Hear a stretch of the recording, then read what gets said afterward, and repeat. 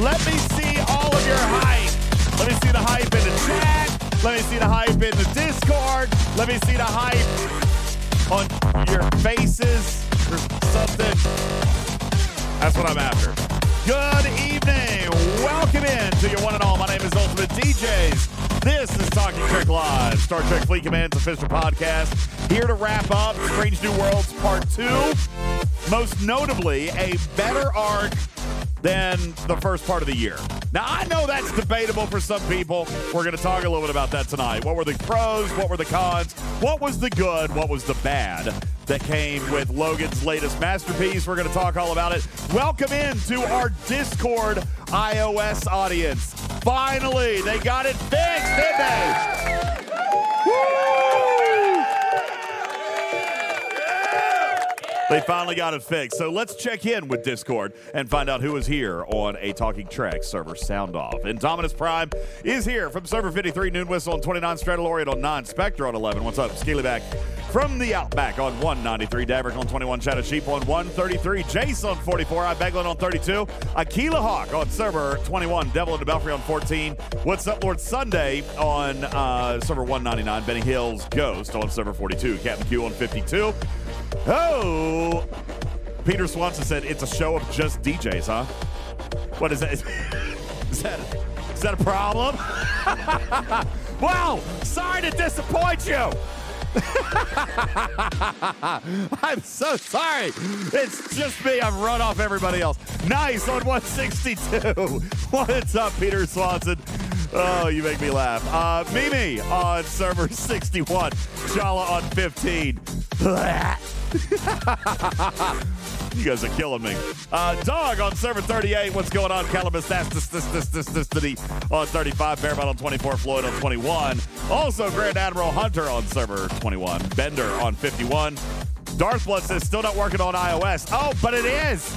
But it is. Go ahead and download your latest update. Good afternoon, everybody. Welcome to the show. Appreciate you. My name is Ultimate DJs. Welcome in to the show. Yes, got it.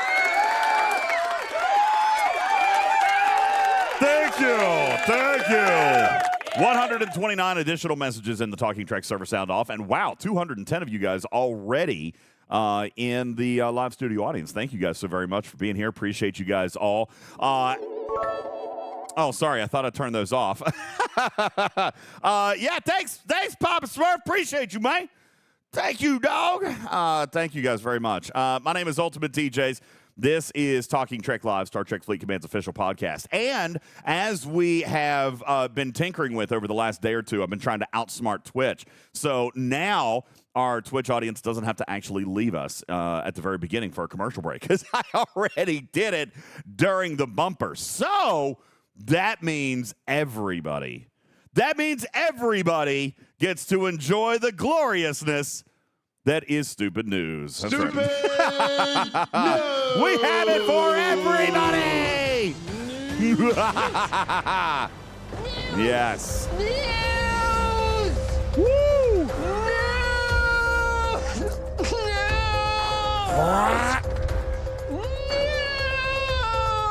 It is indeed time for your stupid news, and it is especially stupid today. As a matter of fact, we'll start out with the scariest news.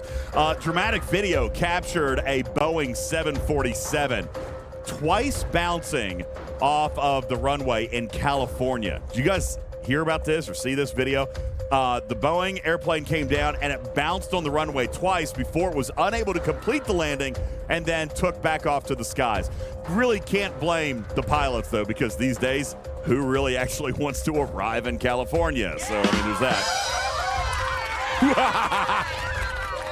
The 747 can be seen bouncing off of the hard runway pavement twice. Its wheels barely over the ground before crashing back down, or as Boeing calls it, success. Yeah, they're good. Boeing very happy with it. Work is set to begin. Oh, come on. It was not that bad, man. Work is set to begin on a $12 billion high-speed passenger rail line between Las Vegas and Los Angeles. Did you guys hear about this? It'll be just like the commuter trains in New York, only passengers will be mugged 3 hours earlier this time, okay? Yes. California Governor Gavin Newsom is excited about the new rail line because it will, quote, give Californians a new place to do drugs.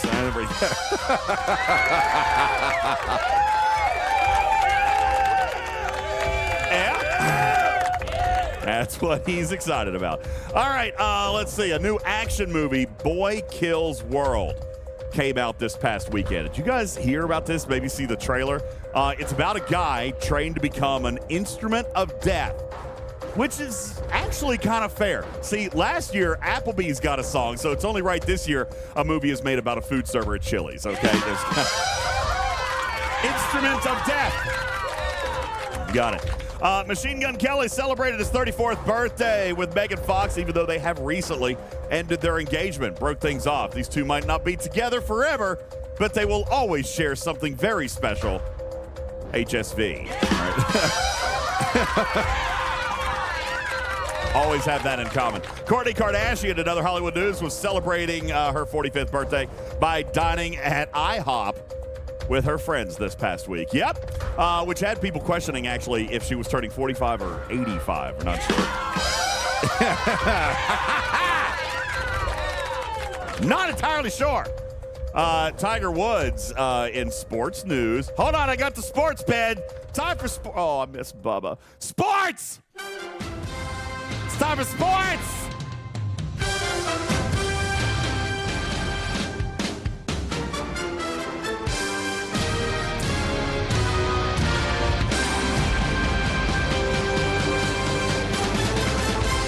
Oh, I know.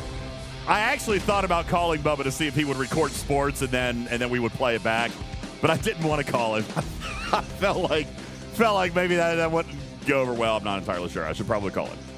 Maybe he would do it for us. All right, but I do have sports news for you. Tiger Woods' 15-year-old son, Charlie, teed off in a U.S. Open qualifier this past week. He's hoping to follow in his father's footsteps.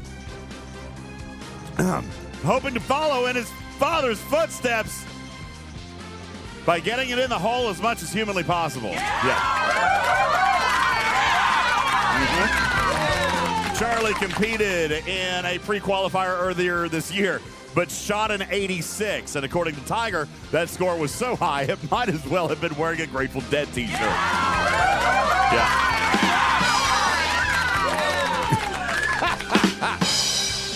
I didn't need it twice. Thank you. In other news, Caitlin Clark, the number one pick in the WNBA draft 2 weeks ago, is set to sign a $28 million shoe deal with Nike. And if you guys actually do the math on this thing, you'll find that exceeds the actual value of the WNBA by about $28 million. So congratulations to her. Ladies and gentlemen, your stupid news.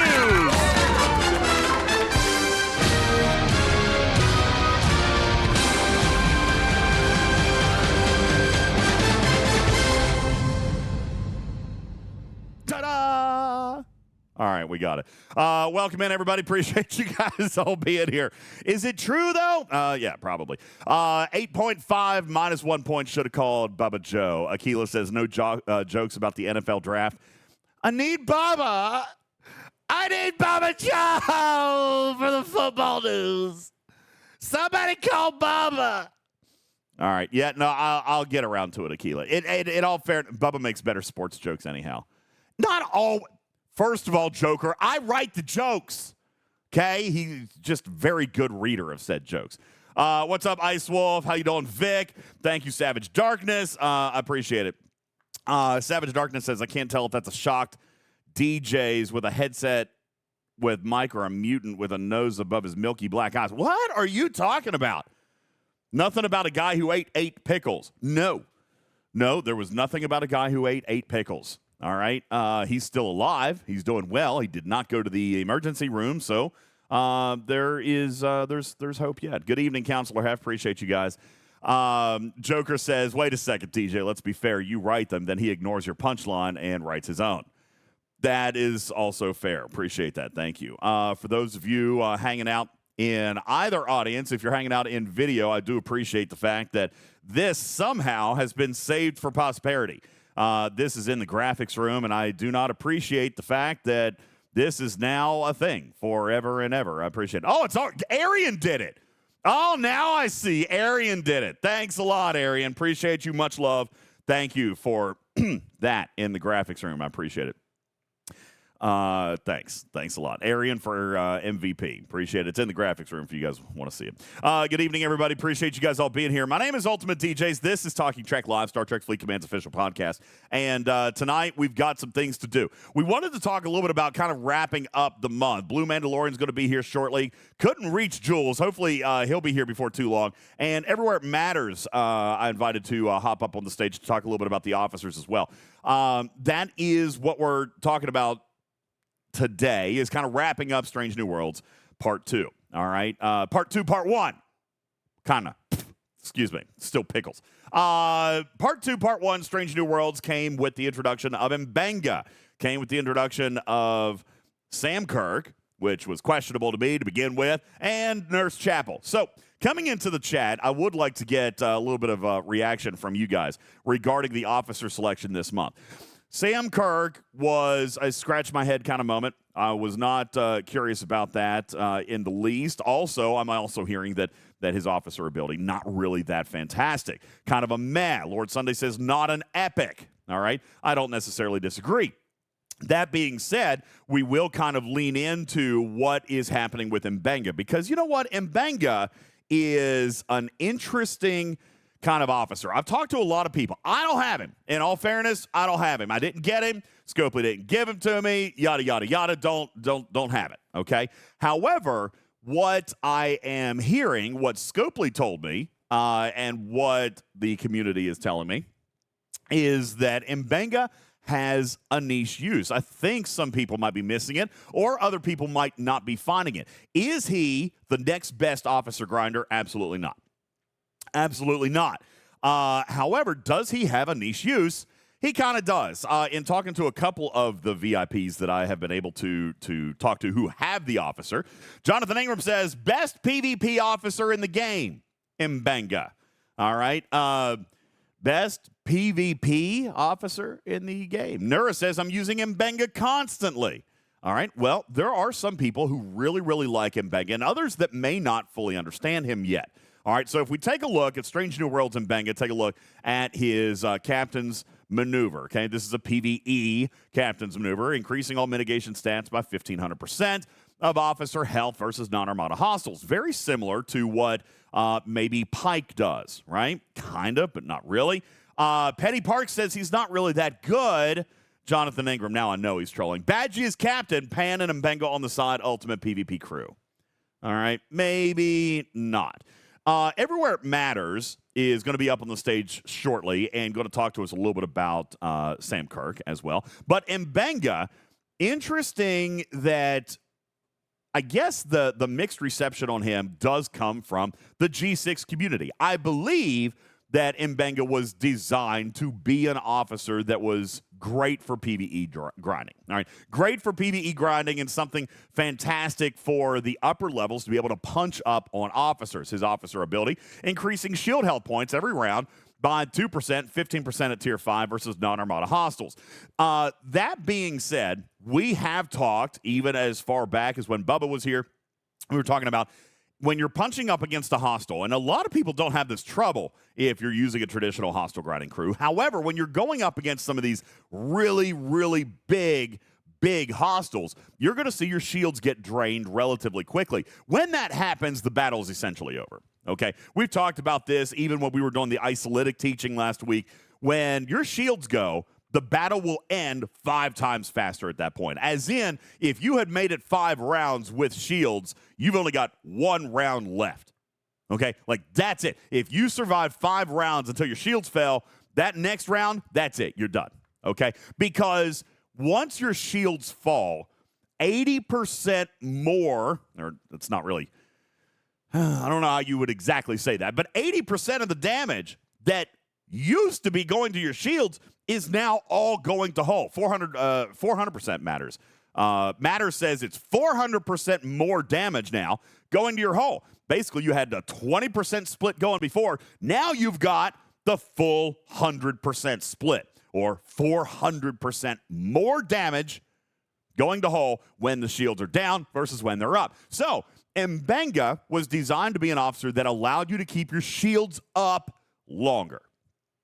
However, how is he performing? Some people are saying, and good evening, Blue, and everywhere it matters. Appreciate you guys being on the stage. Welcome in to Talking Trek. Blue, good evening to you. We were talking a little bit about Mbenga earlier, and you said, listen, at your level, there's not a great deal of need for him yet, which was kind of interesting, right? Because you and I were talking about, is he great for grinding? And you said, he's not for me. Right, Blue? Like, not yet. I got plenty of mitigation. And your shields probably don't fall, right? Mm-hmm. Yeah. I was talking to Captain Bull in my alliance a little bit ago. Same kind of thing. He is being outperformed, at least here at Tier 1, he's being outperformed by, say, Picard Beverly Data, right? NT Data, that is. He's being outperformed even by the original Strange New Worlds crew, Captain Pike, as captain, and but that would limit you to only one ship type, right? That was one benefit that Captain Bull told me about with this particular officer is that, well, at least he doesn't require you to hit one specific ship type. He doesn't work quite as well, but the trade-off is you can hit any ship type, where the old Strange New Worlds Pike captain with his associated officer allows you to only hit one ship type. PhD says Mbenga allows you to run two separate, independent, capable Strange New Worlds crews. Go ahead, Blue. Yeah. At first glance, he seemed like a jack of all trades, hostile mitigation crew, kind of like the TNG Bev felt initially, with kind of in reverse, where her captain ability regenerated shields and her officer ability provided mitigation generally. So it's a interesting reversal in that his healing abilities can increase. I guess one question in terms of mitigation, his usage, if like the others are encountering the need for max mitigation for existing Strange New Worlds officers on the side, which ones have offensive capability? Like what is the offensive capability of a maxed SNW Pike in terms of like providing utility to Mbenga? Well, and here's the thing. Let's pretend, and we need to be a little bit careful with this, because we've talked about this in the past, and I'm going to come to you in just a second, Matters. We've talked about this in the past, where certain officers are certainly created for different people, right? Created for different evolutions in the game or different purposes in the game. I see in the chat here a lot of people who have Mbenga are obviously probably using him against punch-up style hostiles in the game that would have been very difficult. Let's not pretend that we don't have a couple of those. Gorn, silent hostiles, Zindi. These hostiles are punching much harder than traditional hostiles in the game, so having that extra shield regen may not be a bad thing. Now, is Jonathan Archer possibly better for the Zindi? I guess it depends on how strong you are and how much loot you're able to take home. But we're talking about Mbenga replacing shield health points. It naturally makes sense that he is going to be an officer that is usable more in particular situations or against certain hostiles that are punching you harder than you are typically used to. Matters, you came up and said just a little bit ago that you have a different opinion than a lot of people, and maybe not a lot, because I do see people in the chat saying, you know what, I have significant use for Mbenga. He was worth my investment. Matters, you feel a little bit differently than Blue in that while Blue doesn't have a specific use for him just yet, you're seeing other uses for him in other areas of the game. Matters, what are you talking about there? Yeah, similar to what you said, DJs. He's certainly a niche officer. He's very useful in punch-up scenarios. For the long grind where you're hitting like a ton of hostiles over and over and basically trying to get 40, 50 kills, he's not very helpful there. You want someone with the shield mitigation like Strange New Worlds Pike or Janeway, depending on what you're hitting.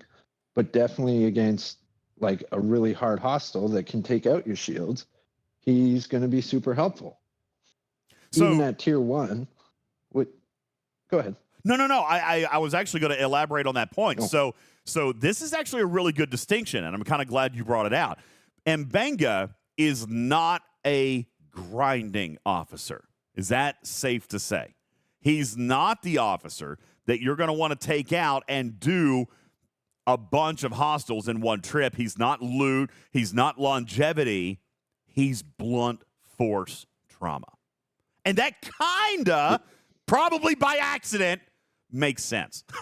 All right, I'm not going to give Scopely a bunch of lore credit. They've missed a lot of lore here lately. All right, but if you go back and you watch Strange New Worlds and you look at the combat capabilities of Mbenga, he was in the show blunt force trauma, but for a very limited period of time. All right, he is punch up capability. He is knock out that hostile. He is destroy that Q's trial. He is take out those big Gorn. All right, but that's it. All right, he is not the longevity officer, and I think it's super important for us to acknowledge the difference in this same officer set matters, where you've got Pike and you've got the one grinding crew. But now we're actually coming out with a crew that may have been a little deceptive at first, which is not really a grinding crew, but still very much a PvE crew in that he just smacks hard. Ice Wolf says, yeah, I kind of feel like that's why Mbenga, Chapel, and Ortegas does pretty good on a Tier 8 Pylum. Pylum's already smack good anyway. They're interceptors. They got big guns. So, yeah, this guy is all about shooting hard and shooting fast. And Ice Wolf makes the connection. The other type of ship in the game that we're used to, the glass cannon, if you will, matters, is indeed the Interceptor. He's great on that particular ship. He's great on anything with big firepower because that is indeed what he's designed to do. Blue, if we're coming back into the game, now kind of differentiating what he is good for. Mbenga being notably used in a PvE punch-up style scenario. Again, also still not Armadas. What hostiles in the game do you think he might be good with? I'm not going to say, I think Jonathan Ingram corrected me a minute ago, not necessarily Zindi, because they ignore the shields anyway, but looking at, does Zindi ignore our shields? No, we ignore Zindi's shields. I'd say a hostile that, in my day-to-day that I still can't, I counter, I can't kill yet, would be like a Q's trial, a hostile. Sure. So I don't know if how much benefit they had with that in terms of side crews. It's kind of it's that balance of what do you need more, offensive or defensive, and Pike Moreau data being so helpful for Q's trials. You're dropping that, how are you going to counter that? Is it, you're still going to have data or some other mix? Or I don't know if there's any future SNW officer involving isolytic damage, but that would be fantastic in terms of ways to counterbalance not having a Pike Moreau data offensive capability. Well, there's certainly that question, right? And I see that in the chat. Jonathan saying, is he going to provide more benefit in Q's trials than, say, Pike Moreau Chen? I mean, listen, I think there are some hostiles in Q's trials where Pike Moreau Chen even gets sunsetted. I remember when Bubba was struggling with some of the big Q's trials there at the beginning, and he said, well, Pike Moreau Chen worked for me for a minute, right? But then I very quickly got past that because they were just hitting so much that it was still so much, right? So, well, is that truly the case, or is it that it's still a mixed bag of the balance between energy and kinetic weapons, where if you find that sweet spot hostile where almost everything it fires is one type and you can mitigate that, maybe you can do better. That's why sometimes when I was doing things, like a Belosian cruiser that's an explorer, people kept going with PM with Chen, we can't kill it, and then someone I used my Pike Moreau Talon, and just turns out most of it was kinetic weaponry. Yeah, that really did the trick. Now, so PhD pointing out, you also study the hostile, which unfortunately the Q's trial preview screen doesn't really tell you what's what coming out of it. That's true. Now, PhD has been screaming in the chat and said, yo, DJs, you're missing my biggest point with Mbenga comes in Q's trials, or not in Q's trials, sorry, in waves. Oh, waves. And I love that call out right there, PhD, because what happens in waves? We've got big hostiles, and they're all varieties. They're all types. They're energy. They're kinetic. They're all 3 different ship types, and they're all more powerful than standard regular old hostiles that we hit in the game. They scale up at a very rapid progression. He is very, very good in waves, giving you that punch-up mechanic. Imagine that Mbenga is able to get you an extra wave, like 1 extra wave or 2 extra waves. There is no one-size-fits-all, Vic, but there are scenarios in which he is going to be better than others. Now, Jonathan Ingram says... I just thought of Una. What's that? Yeah, Mbenga and Una. That's potent for wave defense. Could be, yeah, especially with the speed. Yeah, speed is a huge part of wave defense. Absolutely. Jonathan Ingram points out, though, again, no one size fits all, different strokes for different folks. Jonathan Ingram pointing out, well, probably not for someone like me in waves, where it is using speed crew, and I don't necessarily disagree. However, Q's trials, same kind of thing. He's like, well, I just overpowered them. I'm sure Canine Tooth did the same kind of thing. All right, but is he using is he using speed crew on the Bravo waves as well? I don't listen. Who's doing Bravo waves? Is anybody actually doing Bravo can waves? You do Bravo waves? Like, does this put Bravo waves on the map? Is anybody out there actually doing rare wave defense or the Bravo waves or anything, whatever you want to call them? I'm still not. My team is regularly doing the wave 10s, but we're not doing. Really? Okay. Retro Hunter says yeah, we do them. Hal says no. I don't think my team is really doing them that much. Maybe here and there. I feel like experimental. I feel like if you get like a 5G 6 players in there, they knock it out pretty easy. No kidding. Anubis says yes, and you guys are finishing wave 10 on the 50s. That's impressive, man. Those are some big old nasty hostiles. Which means that that's big. Holy smokes. What he's talking about are these Bravo hostiles, the ones right above your wave defense. They are the level 50 systems, and they are significantly harder. They've got a better payout, but not until you get to, like, wave 7 or wave 8. That's crazy. Matter says he can do it. And you're, like, a couple grades up by then. Well, Matter says that he can do it. He said that his team has made wave 9 before. That's really impressive. Yeah, but, like, with what? Billion power ships? I don't know. I know I'm not part of it.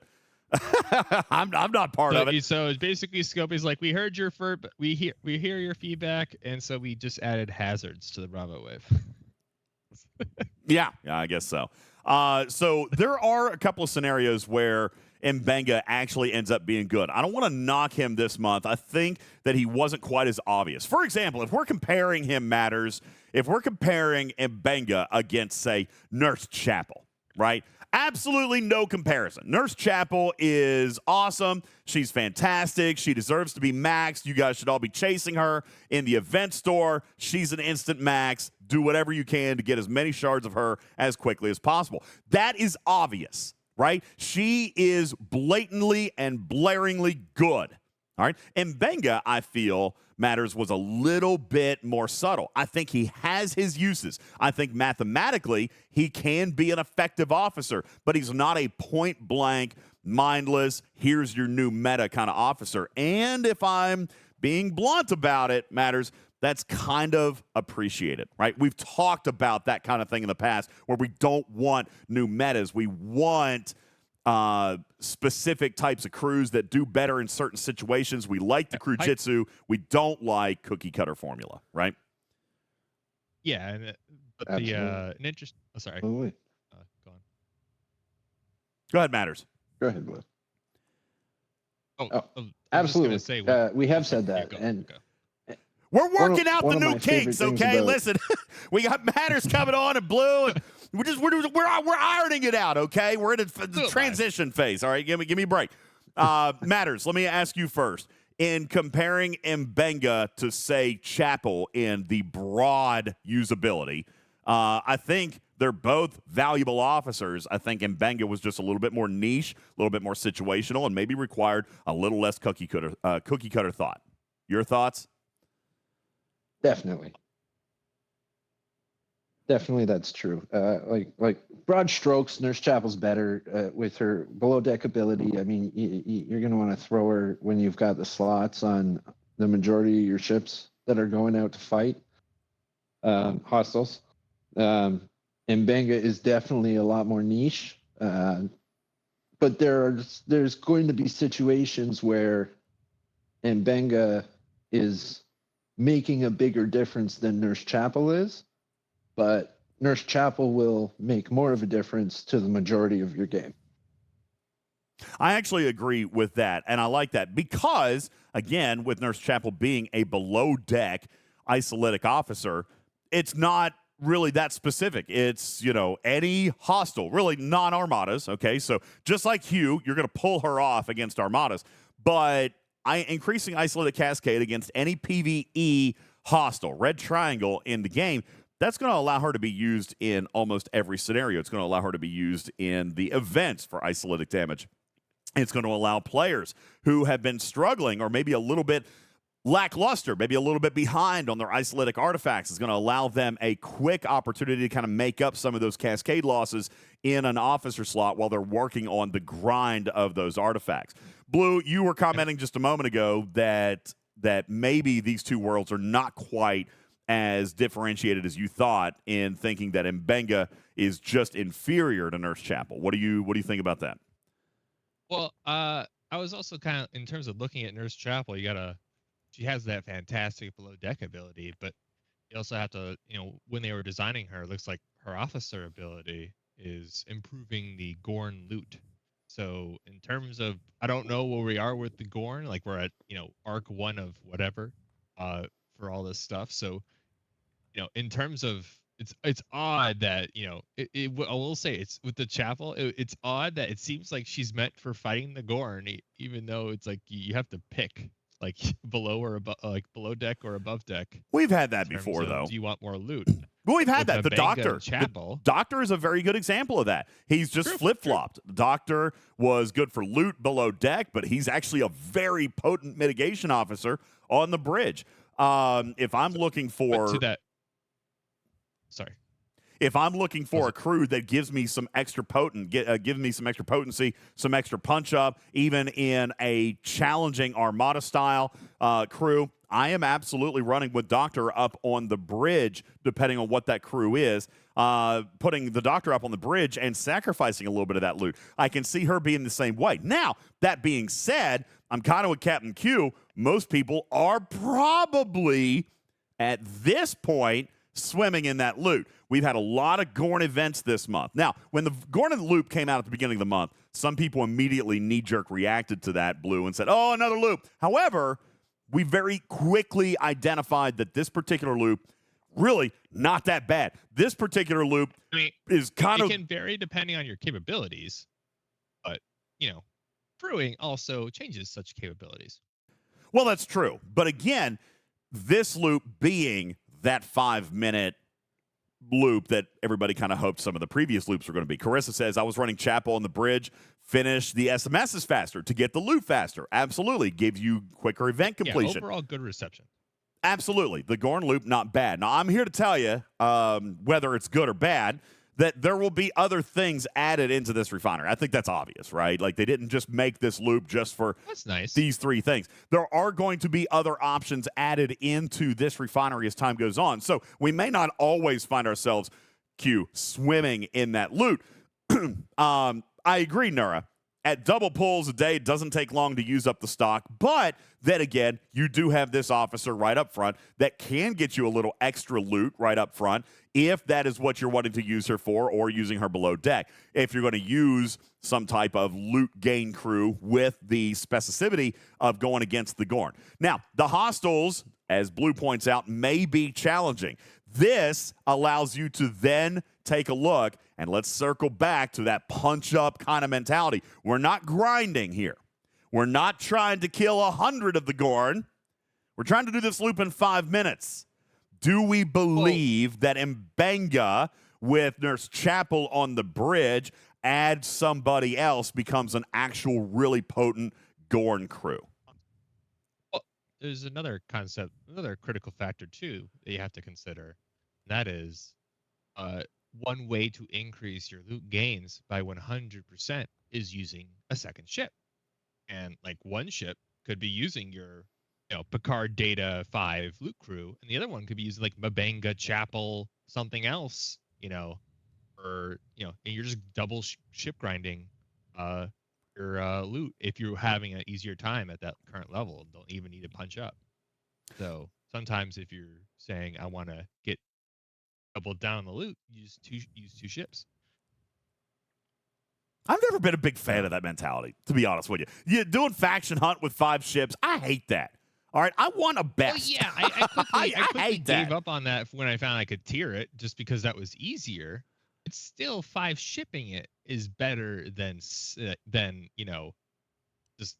milling along bit by bit. Like tiering is the best for faction hunt by far, but still, I would say, if you have the ships, why not use them?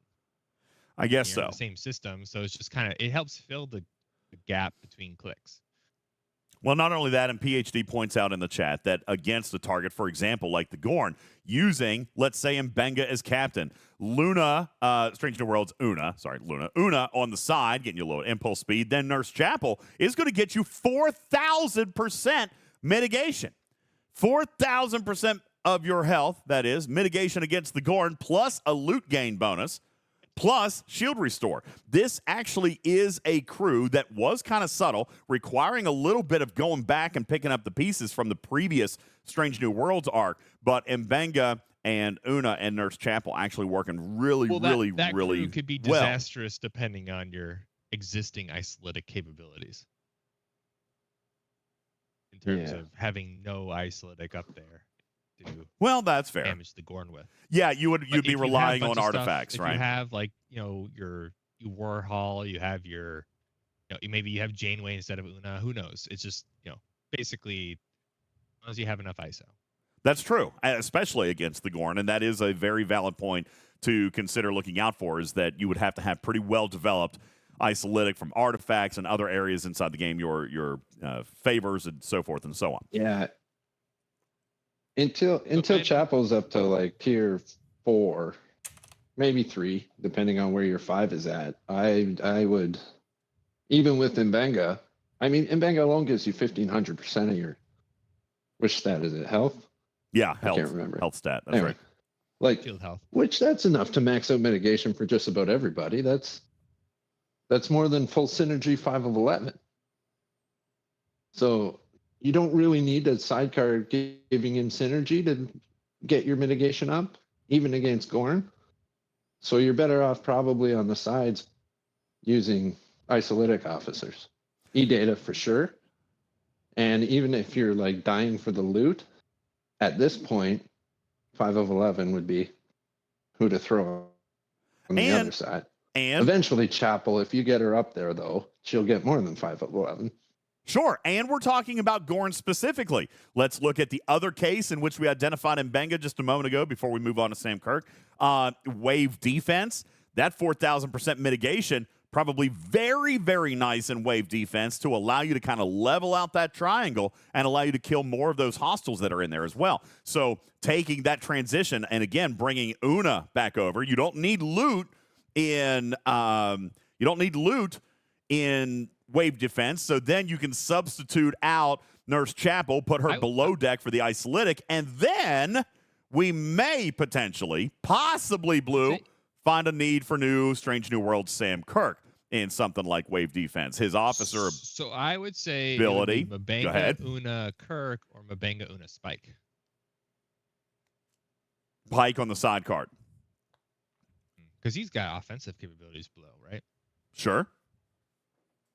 But for Kirk here, I don't even have Kirk yet. So Sam. So in terms of increasing my critical damage, I'm like, is that what is that compared to like Odo or? Well, tier 1 probably else. not a heck of a lot. All right, agreed. As far as a below deck ability, tier 3 is 150%. Not small. Is it 150% or is it like 150? He's away. What? In terms of I always want to see, are we going to see sourcing for these epic officers? And if not, what's the point of discussing the higher tier options if I'm not going to be able to see that? Well, higher that's a tier fair point. That's absolutely a fair point. Now, some people in the chat saying I am intrigued with the use of Sam Kirk, reducing enemy shield health points 10% every round versus non-Armada hostiles. His officer ability actually having some interesting play there, but again, only against hostiles that you are killing over a longer period of time. Matters, let's talk a little bit about Sam Kirk right before we take our first break. As far as hostiles, non-Armada hostiles, okay, but actual hostiles that we've got in the game that take 10 or more rounds in which shield stripping would be helpful. And when I say Matters, I mean we're not dead, right? If this is going on 10 plus rounds and we haven't yet died, then there is obviously an ability, such a use case for stripping away those shields and killing those things faster. Carissa points out Axiom. Nura says silent hostiles looking good for Sam Kirk. Are these silent hostiles? I don't know, man. Matters. Let's talk about Sam Kirk. Yeah, I could actually see him being relatively useful against silent hostiles for people that are struggling, especially if they have flocks as well. We know that trying to reduce or nerf their crit chance is kind of the best thing for being able to kill them, but with flocks on the side and him taking care of that, people are still taking several rounds to kill them, especially if they're at the lower end of the bracket. So, I mean, throwing in Sam Kirk with maybe one-sided synergy with flocks would certainly reduce the number of rounds that it's taking, reduce the amount of damage that you're taking. So it wouldn't hurt. The only downside about the silent hostiles is they're getting that 100% crit chance for the first 4 rounds, which is where you're going to be taking the majority of the damage if you've got someone like Phlox.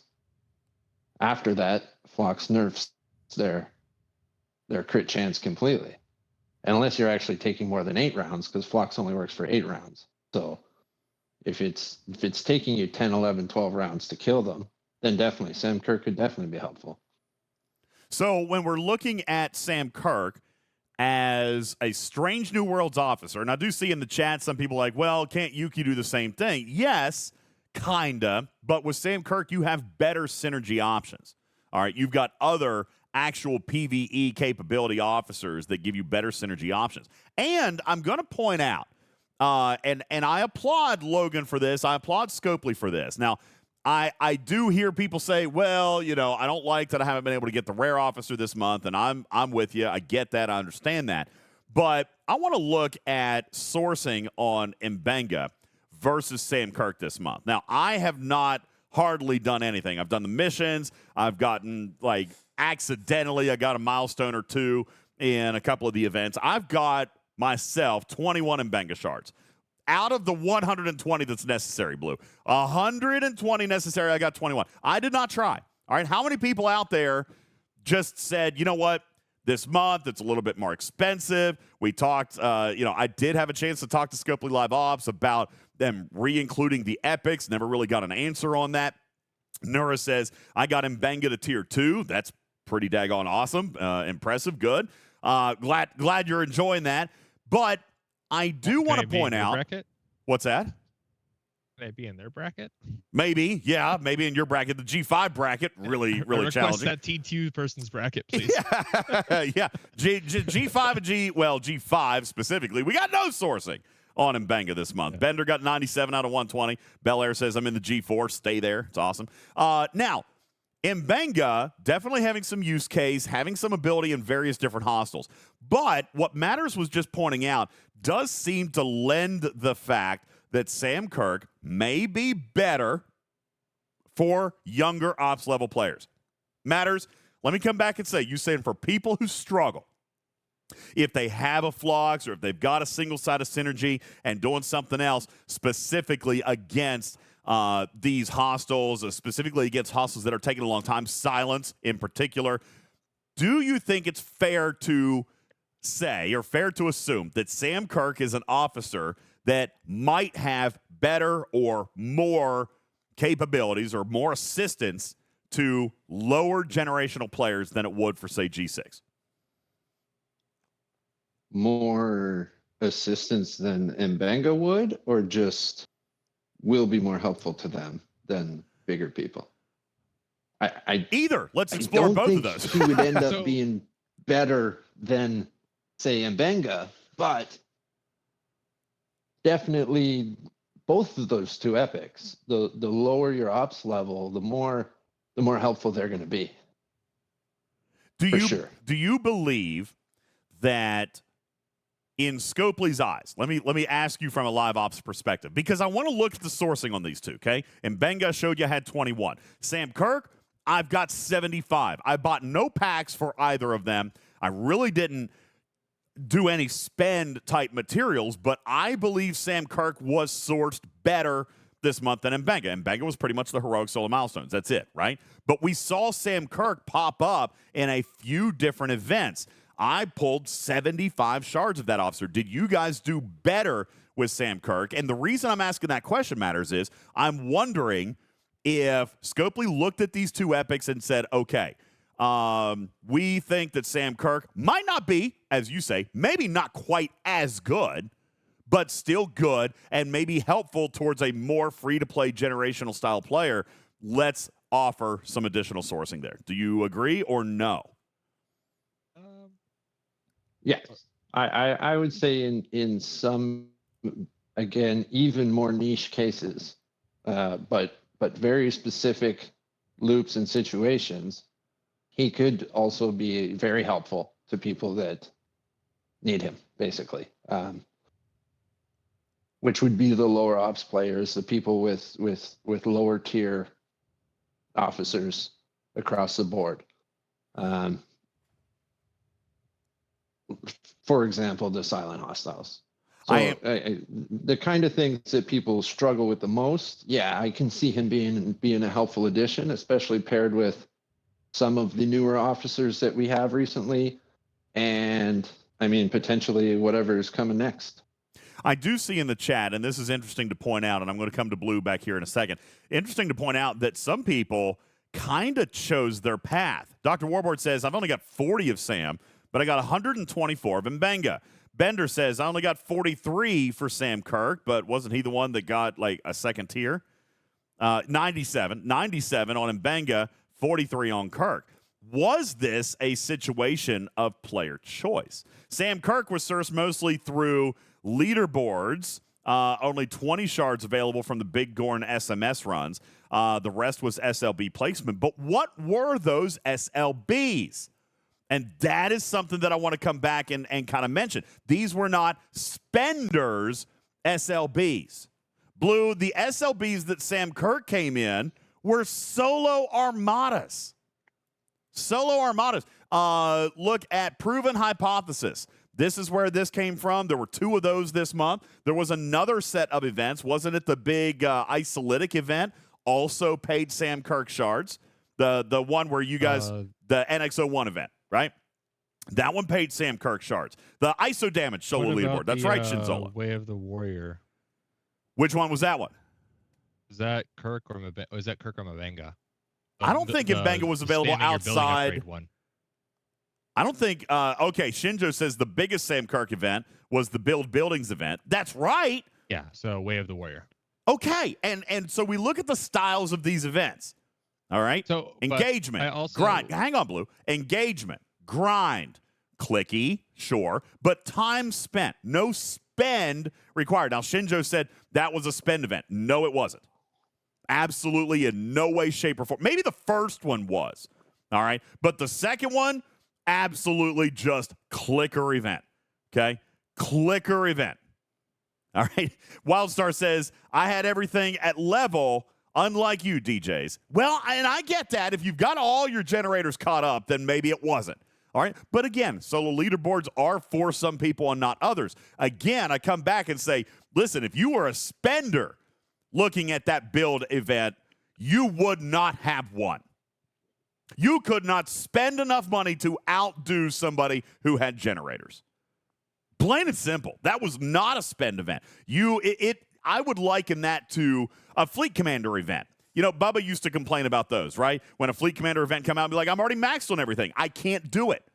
Well, you're done. You're maxed out. You can't do it. Same thing with, what was it, the holodeck event that got foobarred, and they ran that solo leaderboard. He was like, I can't do it. I can't play it. That actually ultimately ended up leading to his exit. But there are scenarios out there where people get done with stuff. All right? If you had generators, that was the strategic way to play that event, not by spending.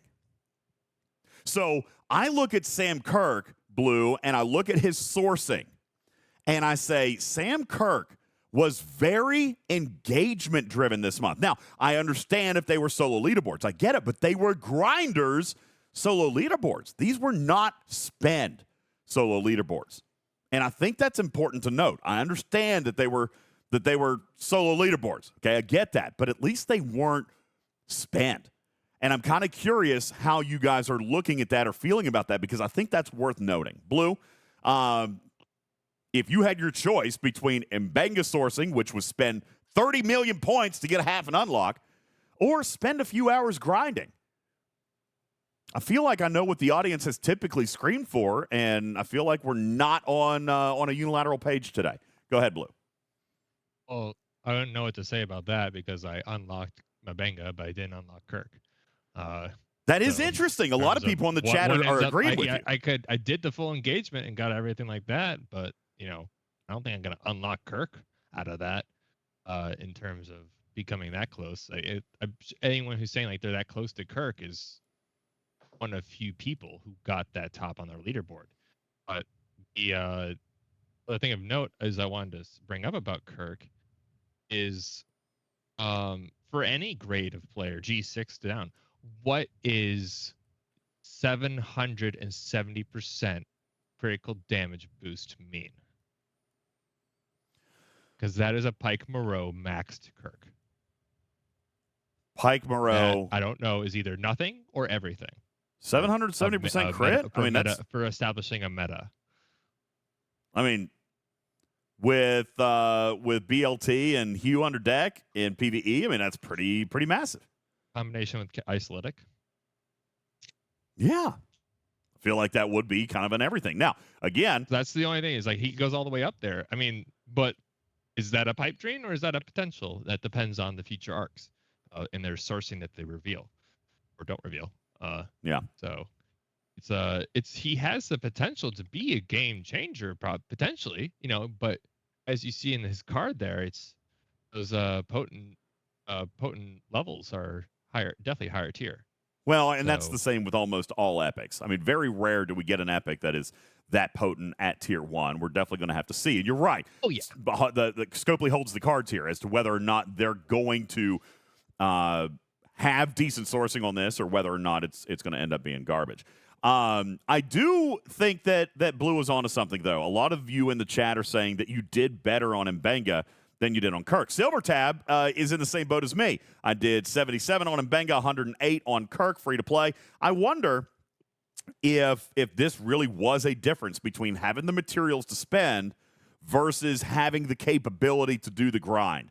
I am not normally a grinder. You guys know I hate it. I'm not normally someone who likes to grind, but I kind of feel like this month was not a terrible blend of events. Nura says I didn't have the time, and that's what I'm saying. I think this month there was something for both sets of audience. There was something that was grindable but not spendy, and then you had Mbenga, which was certainly spendy. You could have done it, but man, the material requirements for that was just out of this world, which is why I decided to pass on it. Shinzola says grind events are great when you have the time, and I agree. I think Logan did a good thing. One thing that Logan and I talked about before this art came out, and I really want to give him applause for what I think he was able to do with this suggestion. I said, listen, it's dangerous. I do not like when Scopely does 2 epics in a month. Matters, I don't like it. When Scopely does 2 epics in a month, usually sourcing sucks. Okay? Like, they just don't usually get it right. This month, agreed. I think Logan handled it better than they've done in the past. Okay? Like, it still probably wasn't perfect. I don't think anybody walked with both unlocks, completely free to play, easy peasy. All right? But I think it was better than what it has been in the past. And it was certainly better than what Scopely has done in the past when there has been multiple epics. I think they usually kind of suck that up. And this month, there was definite distinctions. You had the Heroic Solo Milestone. You had the Spenders version with Mbenga. And then you had the Grinders version with Kirk. There was, there was differentiating paths there. Now, is that to say, come back and say, maybe we missed the mark then on Chapel, right? Another month with another rare that didn't get sourcing. But we look at the sourcing that we got on 2 different epics, and you have to kind of wonder. I'm not jealous of this position, Matters. When game design says, hey, we're going to give you 2 epics this month, and you know what they do money-wise, Matters. You know how they value that stuff, right? So for them to come in and be like, hey, we're going to give you 2 epics, and he's got to figure out how to balance the bean counters with the sourcing that the community expects. I wonder if we would have been having the same conversation. Let me ask, would we have been as dissatisfied if one of the epics just didn't show up, but we got Chapel instead? Let me ask that question.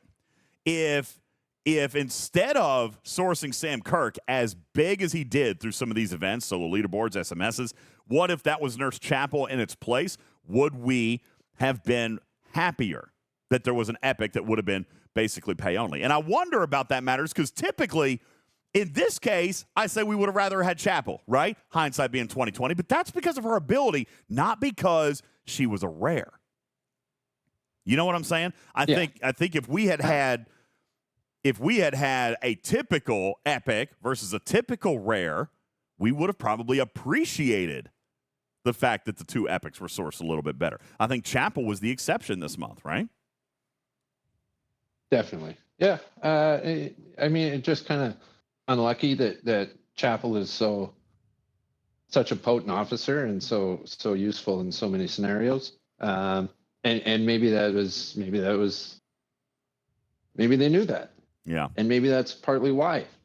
Who knows? Probably so. I'm not tapped into the brain of Scope. Yeah, so. Unfortunately, not really me either. And Rhino points that out. Why are you harping on the epics so much? It's not that I'm harping on the epics. I wanted to come out and be objective about what they did. I wanted to teach on them, give them their scenario. But also, do want to point out the sourcing. And it's always a challenge. Like, I'm not defending Logan, but I've had conversations with him. It's always a challenge. Scopely never handles it well when there's 2 epics. They just don't. We've talked about this every single month. They always mess up. When there's 2 epics, they always mess it up. That being said, Rhino, I totally agree with you here. Chapel is probably the best officer of the month, and she wasn't sourced very well, which is the larger atrocity, and I do agree with that. Now, the good news is, the saving grace to that is that she is a rare. It's not an event store month, which means what? I get it that we are not going to get her this month. Taffman says this will be one of the first arcs that I've never gotten any officer unlocked, and I agree with that. And everybody is right to be focusing on Chapel as the best officer of the month. The good news is she will be more easily available when the event store comes out. Gray Saber says, event store is not a valid sourcing model. Totally agree. 1,000%. I agree. Okay, I'm with you. However, if we're looking for silver linings in the situation that we've got here, it is the fact that we can rely on the event store. All right. Unless the event store loot is trash, which it has been in the past, but other times it hasn't been. We're just going to have to see. But again, if we're looking at an event store when Enterprise E data was in there, and I remember what you guys did. What you guys said was, I invested every shred of loot in on anti data. Got him maxed. Right? I feel like it would be worthwhile to advise you guys to do it again. All right? Do it for Chapel. Even if you got tier 3, even if you get tier 4. All right? Chapel is the officer that you're going to want to focus on in this month's or this arc's event store when it comes around. Okay. Do you Shinzola know says all it the does. rares that are coming before the event store? Do what? Do you know what all the rares are that are coming between now and the event store? Me? Yeah. Because she might not be. Maybe someone better. That's true. I do. I just don't remember what they are. I actually do know them. But I can't remember what they are right now. I know next month's officers. Right, don't I? Yeah. I don't even remember. I'd have to go back and look at my notes. So now let me just say, if I can't remember what they are, then they clearly might not be that game breaking. I'm just saying. I'm just saying. And, maybe Chapel is the one. That's right, Brexit. They can't be that good if I can't remember them. I'm not saying that they're not good. I'm just saying like Chapel's bomb, right?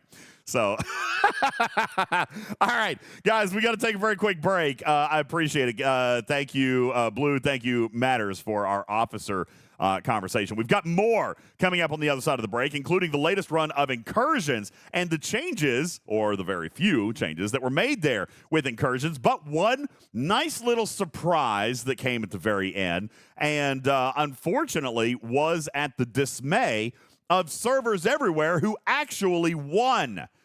It was kind of an interesting thing. Plus, brand new primes, a new territory battle pass reset, and more on the other side of this break. My name is Ultimate DJs. This is Talking Track Live, Star Trek Fleet Command's official podcast. Will return right after these words.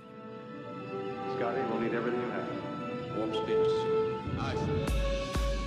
Commanders, that sound can mean only one thing, and it's that we are hyping up Star Trek The Cruise 8. Why, might you ask, are we hyping this up? Because we are bringing you with us. That's right, Talking Trek presents Star Trek The Cruise 8 Sweepstakes, where you've got a chance for you and a friend to join us on the boat. Support the channel however you would like, through Patreon, through Twitch, and even by sending simple postcards. The official rules are available on our website at TalkingTrekSTFC.com, also on our Discord, and in our Twitch chat. Hurry and get your entries into the contest right now. There are no limits and no purchase is necessary. You want to go cruising with myself, Griffin, Wardod, and so many more? Then enter now for your chance to win for you and a friend to cruise Royal Caribbean for Star Trek The Cruise 8, where we will be celebrating 30 years of Voyager. That's right, it's the 30th anniversary. Find the official rules and get entered today.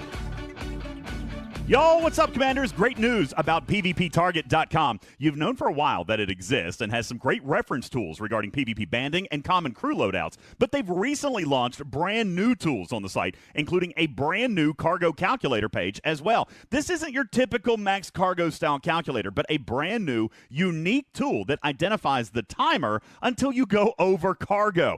The game timer might tell you how long to zero the node, but how long until your miner is at risk? You can find out now by using the brand spanking new cargo calculator at PvPTarget.com. Today's show brought to you in part by the Musgrove Trial Firm in Georgia. Have you suffered personal injury in Georgia?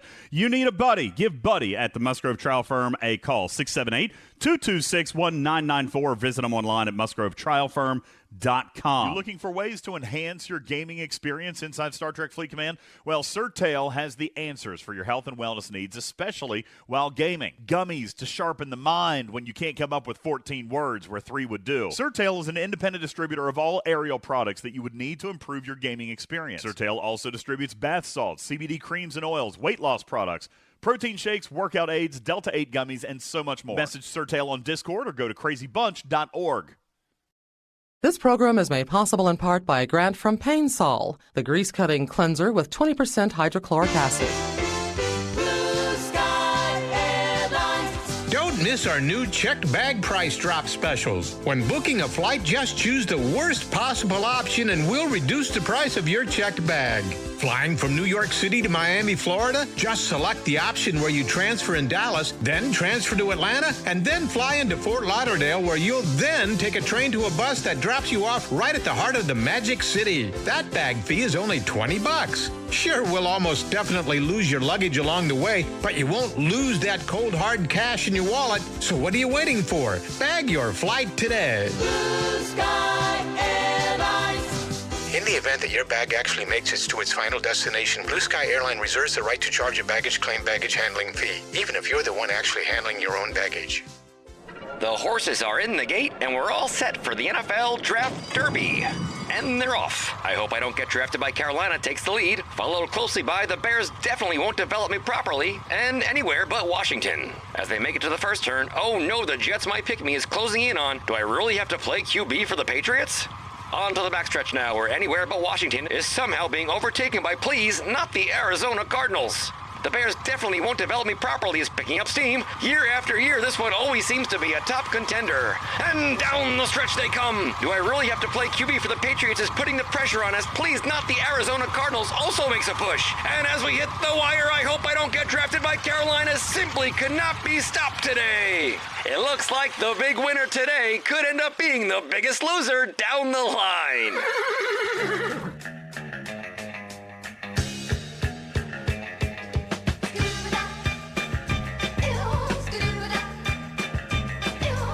We were at a dinner. The waiter gave some bad news. This place is going bankrupt. Now it's a broke lobster.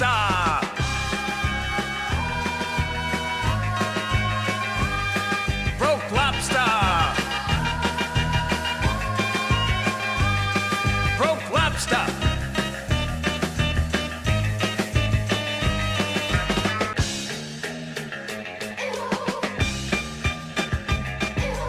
Eating and drinking, never-ending food and lobsteritas. Some people ate too many shrimp and then they wanted more. But that can't be done, 'cause now it's a broke lobster.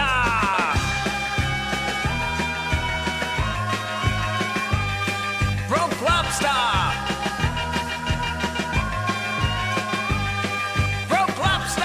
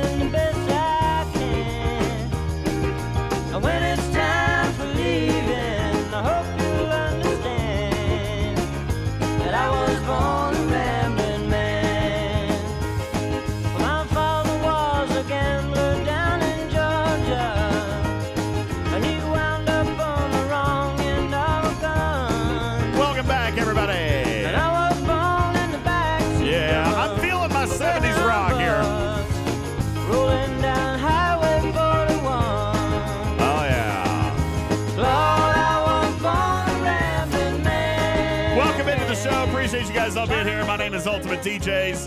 This is Talking Trek Live, Star Trek Fleet Command's official podcast, the Allman Brothers. Yeah, Adam, it's your song. It's a Ramblin' Man. Appreciate you guys all being here. Welcome in to Star Trek Fleet Command's official podcast. We are Talking Trek. Right before the break, we were talking about officers this month, and now that we've kind of gotten through that, and there's still some lively debate going on in the chat right now about whether or not, it's going to show up in the event store. Listen, I'm not going to have this debate right now, Rhino. However, here's what I'll say. If for whatever reason, the first time ever in history that a non-event store month officer is not released in the event store, then I will be fully in your corner. How's that? I will scream, yell, kick, stamp my feet, scratch and hiss and all right, I'll do all that for you. All right, I promise. All right, but I'm not I'm not going to assume that, especially when it's never happened. Okay? Not only that, but we have precedent to fall upon, right? We have precedent to fall upon, so I will be all for fighting for you guys in your corner, all right, if that ends up happening, okay? I don't expect it, but just in case it does, I'll be right there, okay? All right, the other things that I had on my show notes here, Matters, that I wanted to kind of get into and talk to today was the latest Incursions run. First of all, did we like Incursions during the arc? I actually thought it was slightly fresh. I don't know. Maybe it was just because there was other events going on. I actually kind of liked it slightly a little bit. I'll tell you why. You know why I think I liked it better for me was because busier. Huh? Because it was busier. Well, not only that, but the timing was different. Listen, if it happens between the arcs, we know when it happens, right? We know it's going to be that shortened version, and it's like on that Monday morning. Like, since they started doing it between the arcs on that shortened schedule, I actually don't get a chance to play it. Yeah. You know? So the fact that this was a different date, this goes back and lends the question that we've talked about in the past, like, different schedules for different people. Some people like it during the week. Other people like it during the weekend. You can't satisfy everybody all the time, so it has to rotate a little bit. When they do it between the arcs on that shortened 18-hour schedule, it messes with me. I don't get to play because the day I'm at work all day, and then at night, and then it's gone the next morning for maintenance because that's usually right before the arc, and I'm working for Scopely's content and blah, blah, blah. So I don't like that. This time, I actually had a chance to play. On the other hand, Ice Wolf said, no dice for me this time because my weekend was busy. You know? So I think that this is one of those things where no one is ever going to have the exact right schedule. They can't. Like, it's never going to work when it's perfect, exact for everybody. But I think that it does need to rotate. I think that there does need to be some variance in that because this particular time, I actually got to play, and that's more than I can say for the last 3 incursions, right? So I kind of like that. Matters, when you're talking about the schedule, do you believe that there should be a fixed period of time, just players got to show up or don't, or should there be a little bit of flavor in that? That's true, Shinzola. Children always get in the way. It doesn't matter. Yeah. I mean, it's an event like any other, so they can't not have a fixed period of time. At least, like with it being a 24-hour period, it's they have to do that. It's not like they can say, "Oh, anytime this week, you get to pick what day you're doing incursions." I mean, that would make everybody happy, but you just can't do it. Sherlock Holmes points out as well, Matters, that this time it felt like there was more participation because it happened during the arc. There were other events to do. Sometimes during incursions, people just turtle up, but there were other events that had to be done, so more people were out, and it provided a little bit more. Now, that comes back to the conversation, Matters, about who likes to feel like they're bait and who doesn't like to feel like they're bait, and I am starting to kind of sympathize with that perspective a little bit. Not that I don't think PvPers should have their time. All right? It's not that. It's not that I'm getting soft on it, Wolfwood. I think PvPers should have their time. But I do understand the player's desire or want or need for people to feel like an opt-out. All right? I kind of get that. So I had some other ideas. We were talking on Twitch, I guess yesterday, Matters, about some of the things that if I could rewrite territory, because this is one thing. I think we're starting to get there. All right, and when I say we're starting to get there, a lot of you guys have been there for months. Ripper said that this model wouldn't last more than 6 months. You know, and I said no, I think it's going to do better than that. But I do think, even for me, I think we're knocking on the door of the end of life for incursions, unless we sweep it up. All right, it's got to get better, right? We got to do something better with incursions. And I kind of have some ideas that I'd like to pitch to you guys. I'd like to hear some of your ideas, but it's got to be completely fundamentally redone, Matters. It can't be the same, go kill people and the same one whale loses it for their server. Like, there's got to be more. There has to be more. But this past incursions ran. It was during the arc. It was a little bit busier because there were other events and things like that came out.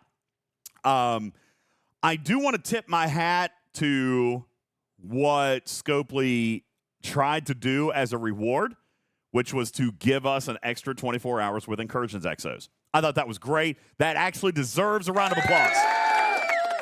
That was nice. Nobody can tell me that there was not a benefit to having an extra 24 hours with incursions. Exos. Except. But, oopsie, listen, you were trying to do the right thing. And for the record, Divine, Wildstar, Sherlock, for the record, I still found the extra 24 hours worth of exos to be more worth it than my research exo. But here's what happened, Scopely. By leaving the exos on for 24 hours, they used the same slot as the exo that the winning server gets for 7 days. So I know that was unintended consequence. There is no way anybody would have predicted that, not even me. So, like, I'm going to give them a moment of grace on this, all right? I'm going to give them a moment of grace on this. It's not something that anybody would have thought of, okay? That's right, Mentor. There's an easy solution here. Don't win. All right? Now, Sherlock Holmes said, I shouldn't have to choose between the two, and I agree with you. I think this was simply an unforeseen byproduct, okay? So I think my suggestion is going to be that they need to use a different exo slot, or they need to come up with a way somehow different for us to be able to do that in the future. However, it was still a great thought.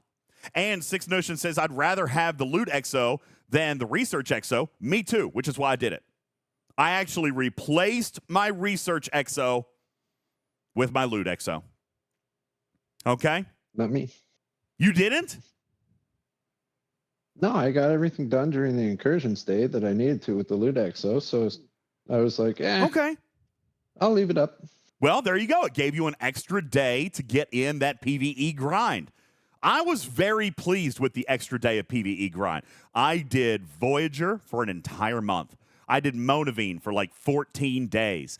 I did Silent Hostiles for probably 15 days. I did Zindi for probably 10 to 12 days. I bought myself a lot of free time in that 24 hours. Now, I grounded a lot, all right, but I was very pleased with that extra day of Loot Exo. All right, it did and is more valuable to me than the 7-day Research Exo in my case. All right, so I was okay to replace that. But I'm sure that wasn't the intent. Because if that was the intent, then there is no longer any value whatsoever to winning incursions, except for the incursion loot, I suppose. Is there still more loot for the winning server? There is. A couple thousand tokens, right? Still just a little bit more loot that they could win for the event store. All right, so, yeah, listen, I'm not... Indominus says, do we know that Scopely did it on purpose? It was an oops. Oh, I know it was an oops. I talked to them. They were like, oh, crap. Oh, crap. Like, I mean, I wouldn't have caught that. Meanwhile, I do want to ask this question. Because we were actually talking, I was talking to Game Design about how we could actually possibly fix this. I'm just curious. Real quick, go into your Exo screen, everybody. Go into your Exo screen, if you guys don't care. I see 2 slots for Infinite Incursion exocomps. One's for combat, one's for Galaxy. Okay, I see that. Does anybody else see empty Prime exocomp slot? I'm going to show it to you in the chat, in the graphics room. It's highlighted. Does anybody else see that? Because I don't know what that's used for. Has anybody ever seen an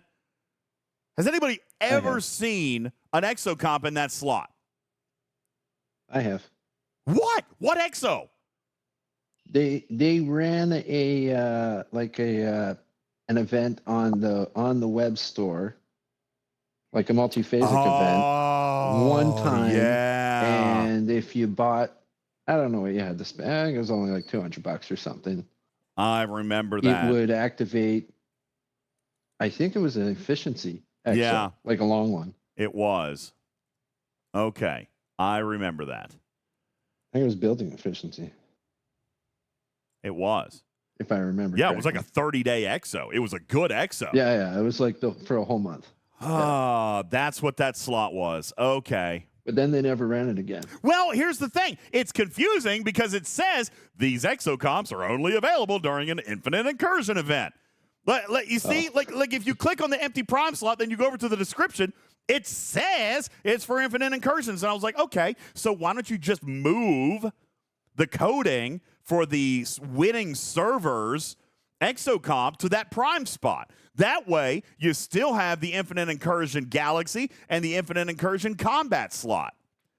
Because that's where the loot gain one goes, is into the Incursion Galaxy slot. That's where that one goes. So here's what needs to happen. All right, I think they could probably fix this before the next run of Incursions. I know why some of you guys are saying that you don't have it. Matters is exactly right, and I remember this event. There was a web store event, and Matters, the way it worked is it was just like the multi-phasic Hunter event. After you scored or after you spent so much money, what happened was they gave you an in-store bundle. They gave you a token, just like Second Builder, Third Research, or whatever. They gave you a token to unlock this spot, and then they gave you the auto-activated exocomp, which lasted 30 days. Stony Dude, do you remember that? As a matter of fact, that token is probably one of these weird things down at the bottom of your materials inventory that we never have any idea what it is. Or where is it? Resources? No. Territory? Where the heck is it? Consumables. That's where they are. Look, these weird things at the bottom of your consumables, the miscellaneous consumables. I'll put those in the graphics room. One of those is the token that unlocked that prime slot. All right, and it was, Stoney. It was mega useful. I loved that exo. It was a 30-day building efficiency exo. Fantastic. Okay, absolutely beautiful. But what they need to do is, at this point, let's use that slot again. Okay, give everybody the token to unlock it. Everybody. Give them the token to unlock the slot, and then recode the winning Incursion exo to use that slot, so that if you're going to extend the exos, which, by the way, was a great and brilliant move. Thank you for allowing us the extra day with Loot Exo, especially for the PvEers who don't want to be hindered by PvP. I think it was a wonderful, wonderful thing that you did. And it was a slight oversight that, for the first time, I'm willing to forgive almost any mistake on a first run. Especially because they were trying to do something nice for us, Matters. All right, but let's fix that for next time, and that way we can still use our Combat and Galaxy exocomps the day after Incursions. All right, it'll also give them a chance to use that slot for other reward exos. Absolutely divine. All right, Dave Hart says Incursion's sole purpose now is only to source subspace relay parts. Nobody cares about sourcing subspace relay parts. I don't know about all that. I mean, they did. The improvements are there. They did make the subspace relay building a little bit more valuable. It is. Where is it? Subspace relay building got a little bit more valuable. But let me just point out, okay? Even though my server won Incursions this time, and I participated in all events and finished my solo milestone, I earned not enough shards to level my building even one time. So I don't know about subspace relay parts. All right. I will say that I was pleased that 7 of 9, Fleet Commander 7 of 9, was finally able to be unlocked this time. I was finally able to unlock it after how long has she been in that event store? Probably 10 months, maybe a year. All right, that was actually exciting to me. 7 of 9, Fleet Commander is actually unlocked. I don't even know what to do with her now. I don't have a spot for her. I'm going to have to figure it out everywhere it matters. I'm going to have to go through, look at those skills, and figure out where she's going to be.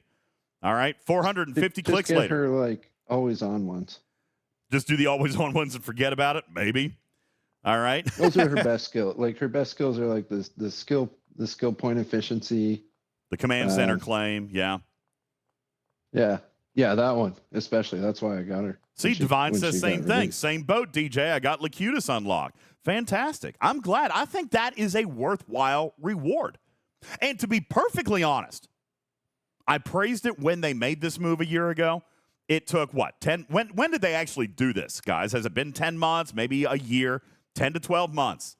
But we are all earning free fleet commanders, all right, which are essentially primes. That's essentially an entire research tree. that you get for free that was paid content. I think this is actually a good thing. That's an appropriate sourcing model. They did this right. Oh, they're way better than primes. Yeah. It was a very nice contribution, says Bull. All right. They do take a long time, says Dragon Keeper, but not probably as much time as it would take to source enough Dolomite particles to max a prime. All right. Tarpitude says when they actually run incursions, they haven't missed that many. I think since they did, there was a big dry spell during the fourth quarter, but I don't think that was this past year. Wasn't that the year before? They missed like it was a year ago. Yeah, it was a year. Because it was broken, right? The base humping. Base humping. Yeah. So I Doomsday says I'd like to have Fleet Commander Janeway in it. Sure, maybe we can work on that. She's the last one that doesn't have sourcing, and this model clearly works. So I kind of like that. Anyhow, I do appreciate some of the minor things that came not even as a part of Incursion, but just like what Live Ops was able to toss us as a result of Incursion, right? With the event store currency, and then of course just the extra day of Exos. But I do feel like Incursions are on their way out. I feel like Incursions, even to me, even to a player who loves PvP, and this is probably a result of PvP being borked in my mind, all right? Maybe it's because PvP is no fun anymore that even I am starting to grow weary of Incursions because it's not about PvP anymore.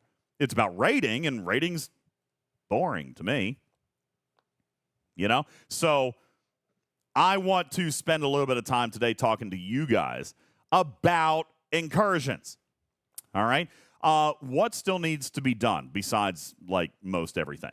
All right. Yeah. Brexton says it's a whale fest. I don't think it needs to be. I actually got some ideas. Okay. I had some ideas this past weekend while I was talking to him.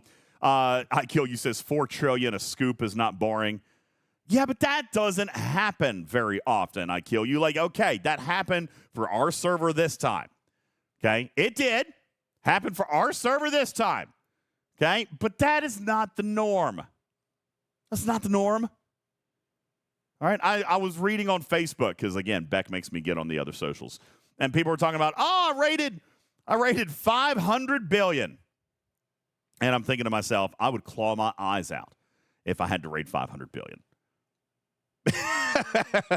from a server that doesn't have more than 1 trillion. You know what I'm saying? Like it's just not a thing for me anymore. Like, and I Kill You says 4 trillion a scoop is not boring, and I get that. That's also not the norm. But we also always talk about how rating's just not worth it for the upper levels because it takes hours and hours and hours and hours of rating to get one building done or something, right?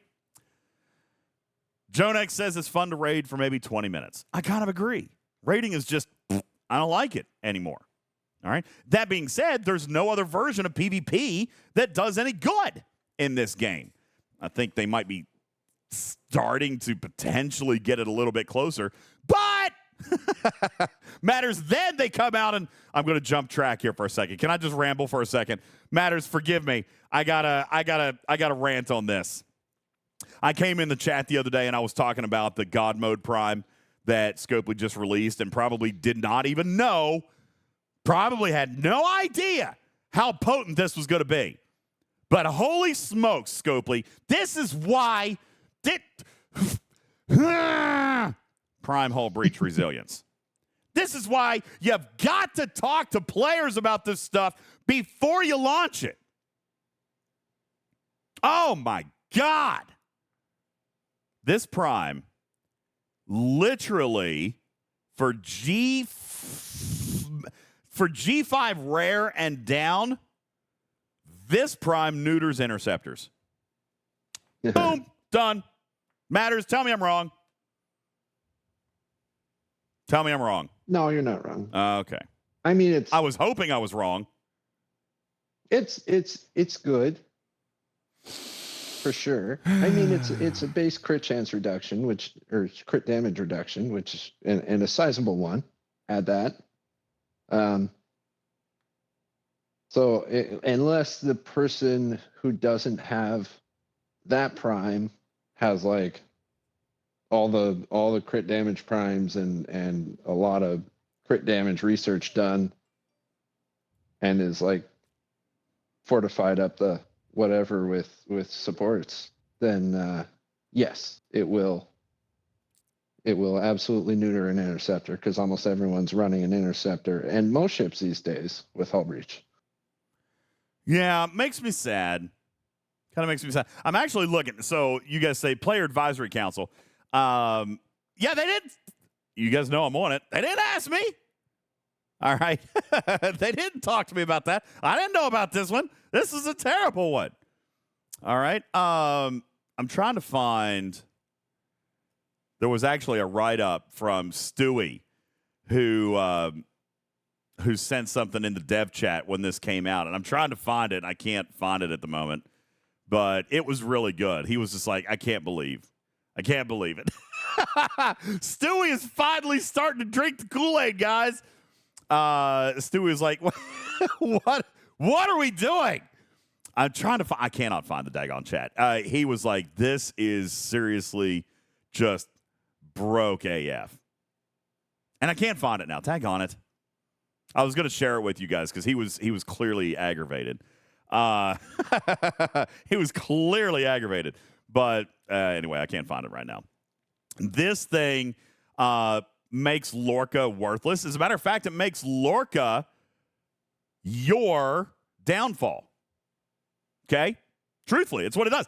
It makes Interceptor Strike Team a self-inflicted wound. If you, and moreover, you can't see it, right? Which I'm not necessarily opposed to, but there's no counter. You can't prepare. It's not a crew thing, right? This being present is something you cannot prepare for. A strategic player cannot know it's there. But it literally turns Interceptor Strike Team or Lorca into a self-inflicted wound. If you are breached, then it affects your damage output literally almost by half. Probably more than half in some cases for lower level ships. Like for G3 and G4, it's probably more than half. Yeah. And moreover, why is it just one ship type? Why is it just one? This prime is so ill-conceived. Terrible prime. When we're talking about things that we've got to do to fix PvP, this isn't one of them. It's not just one ship type. I mean, PvP got out of hand because of crit damage and hull breach. Regardless of what ship you're on, everyone runs hull breach and everyone runs crit builds because it outperforms since the days where everybody was G3 and early G4. It outperforms everything. So it does.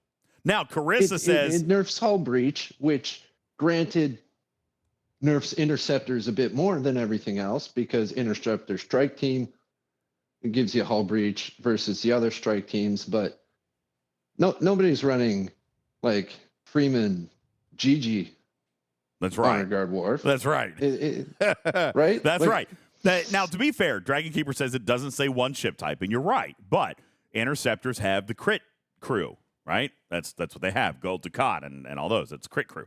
Now, Carissa says it's only 150% DJs. Why does it matter? Good question. Good question. This is why. This is the good question. 150% per round. It procs every single round. So it's actually 450%. Now, in fairness, Carissa's going to come back and say, and Keenser's going to come back and say, most rounds don't last more than 1 or 2 rounds. That is true in G5. Maybe even G4. You know where it's not true? G3. Or young G4, potentially. This prime, this is what aggravates me so much. This prime has less of an effect for big spending players. Listen, pay to play or pay to win, that's always been a thing. And there is no way that a free to play is ever going to close the gap. We know that. Except this is a prime that fundamentally imbalances the only part of the game that was balanced, which is G3 and low G4. Chocolate says, my battles can go 9 to 10 rounds on average as an Ops 45 with a G4 uncommon ship. Yep. And now, Chocolate, $100 breaks PvP in your favor. Isn't that frustrating? When we're spending months, if not years at this point now, Matters, trying to fix PvP in this game, we're going to release a singular prime for $100 that takes the only part of the game that wasn't frustratingly broken in PvP and frustratingly breaks it. Now, again, it's still a paid piece of content. Sure. But G3 combat was balanced. Not anymore. Not if you spend this $100. And not if you run interceptors.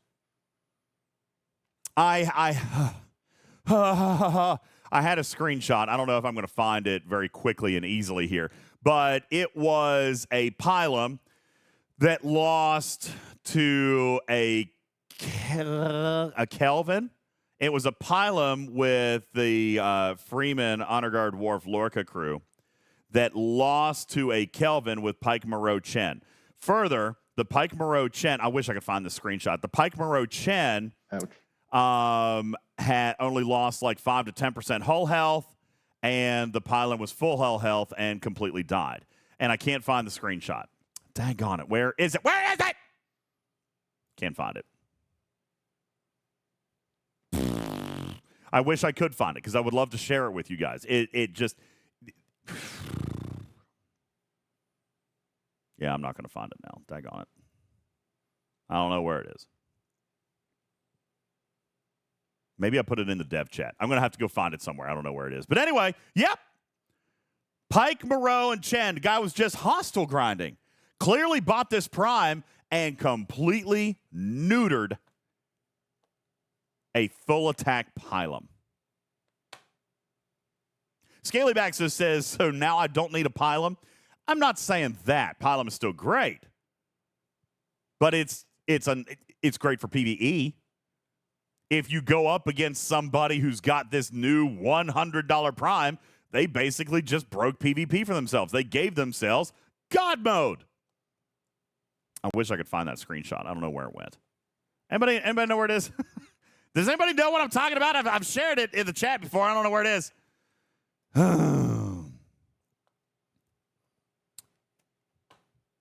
I'm very, very upset about this. I'm super, super upset about it. Thank you. Thank you. Somebody sent it to me because I showed it on the screen. It's not the best image ever, but I'm gonna copy and paste it into the graphics room. Thank you very much, Nevin Ever. Appreciate it so much. Check that out, guys. It's in the graphics room now. There you go. That is okay. So I thought it was Freeman. No, it's not. It's full interceptor strike team on a pylum getting demolished by a. That's, by the way, that's a tier 7.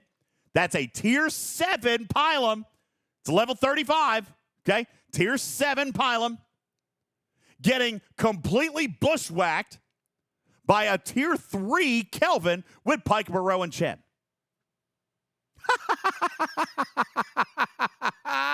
Yeah, especially worse for strike team because Garrick's going to get your crit chance up to 100%, and the prime is going to nerf your damage down to 0 damage. So you're Let's also, if you don't kill him in a round or two, you're absolutely you're right. dead. Let's not forget too that there's a research disparity here too. The person who lost was Ops 46 compared to an Ops 43. That's a tier 3 Kelvin. Tier 3 Kelvin. Tier 3. That was during the time, people. That was back during the time when you didn't fly tier 2 and tier 3 ships. Like, that was the generation of ship where tier 4 was like the minimum. And then you had, you know what I'm saying? Like, you didn't fly a tier 1 or tier 2 ship. Scopely has done better with that over the years. But the Kelvin was a ship you didn't fly at Tier 3. Now, you can say the 46 has weaker research. I'm not saying that he's the epitome of strong gameplay, but this shouldn't happen. Okay? A handful of research should not make this scenario happen. Spectre says they just keep dumping gasoline on the oil rig fire that is PvP. I mean, it is frustrating. All right? Lango says that's like all the research. Yeah, listen, he could be a little bit behind. Now, if he was a completely naked, I just spent my way to 46 and I have no research, I could see your point. But that's not all of it. Andy says, what about the crit floor? Yeah, but that's the whole point of Interceptor Strike Team. The crit floor still holds, right? But if all of your shots are 100%, if all of your shots are 100% and you have no other abilities, are you winning that fight? I mean, that's what we use officers for, our abilities to enhance our combat. Even if his crit floor is 100%, that just makes all of his shots standard. Fred Kruger says, I don't know, DJ. I'm going to call a little bit of bogus garbage on that guy's research. I'm Ops 46, and my Tier 7 pylum is 50 million. Okay, fine. Maybe his research is not as good. Maybe he's from a newer server. I'm still saying, go and, hey, okay, same thing.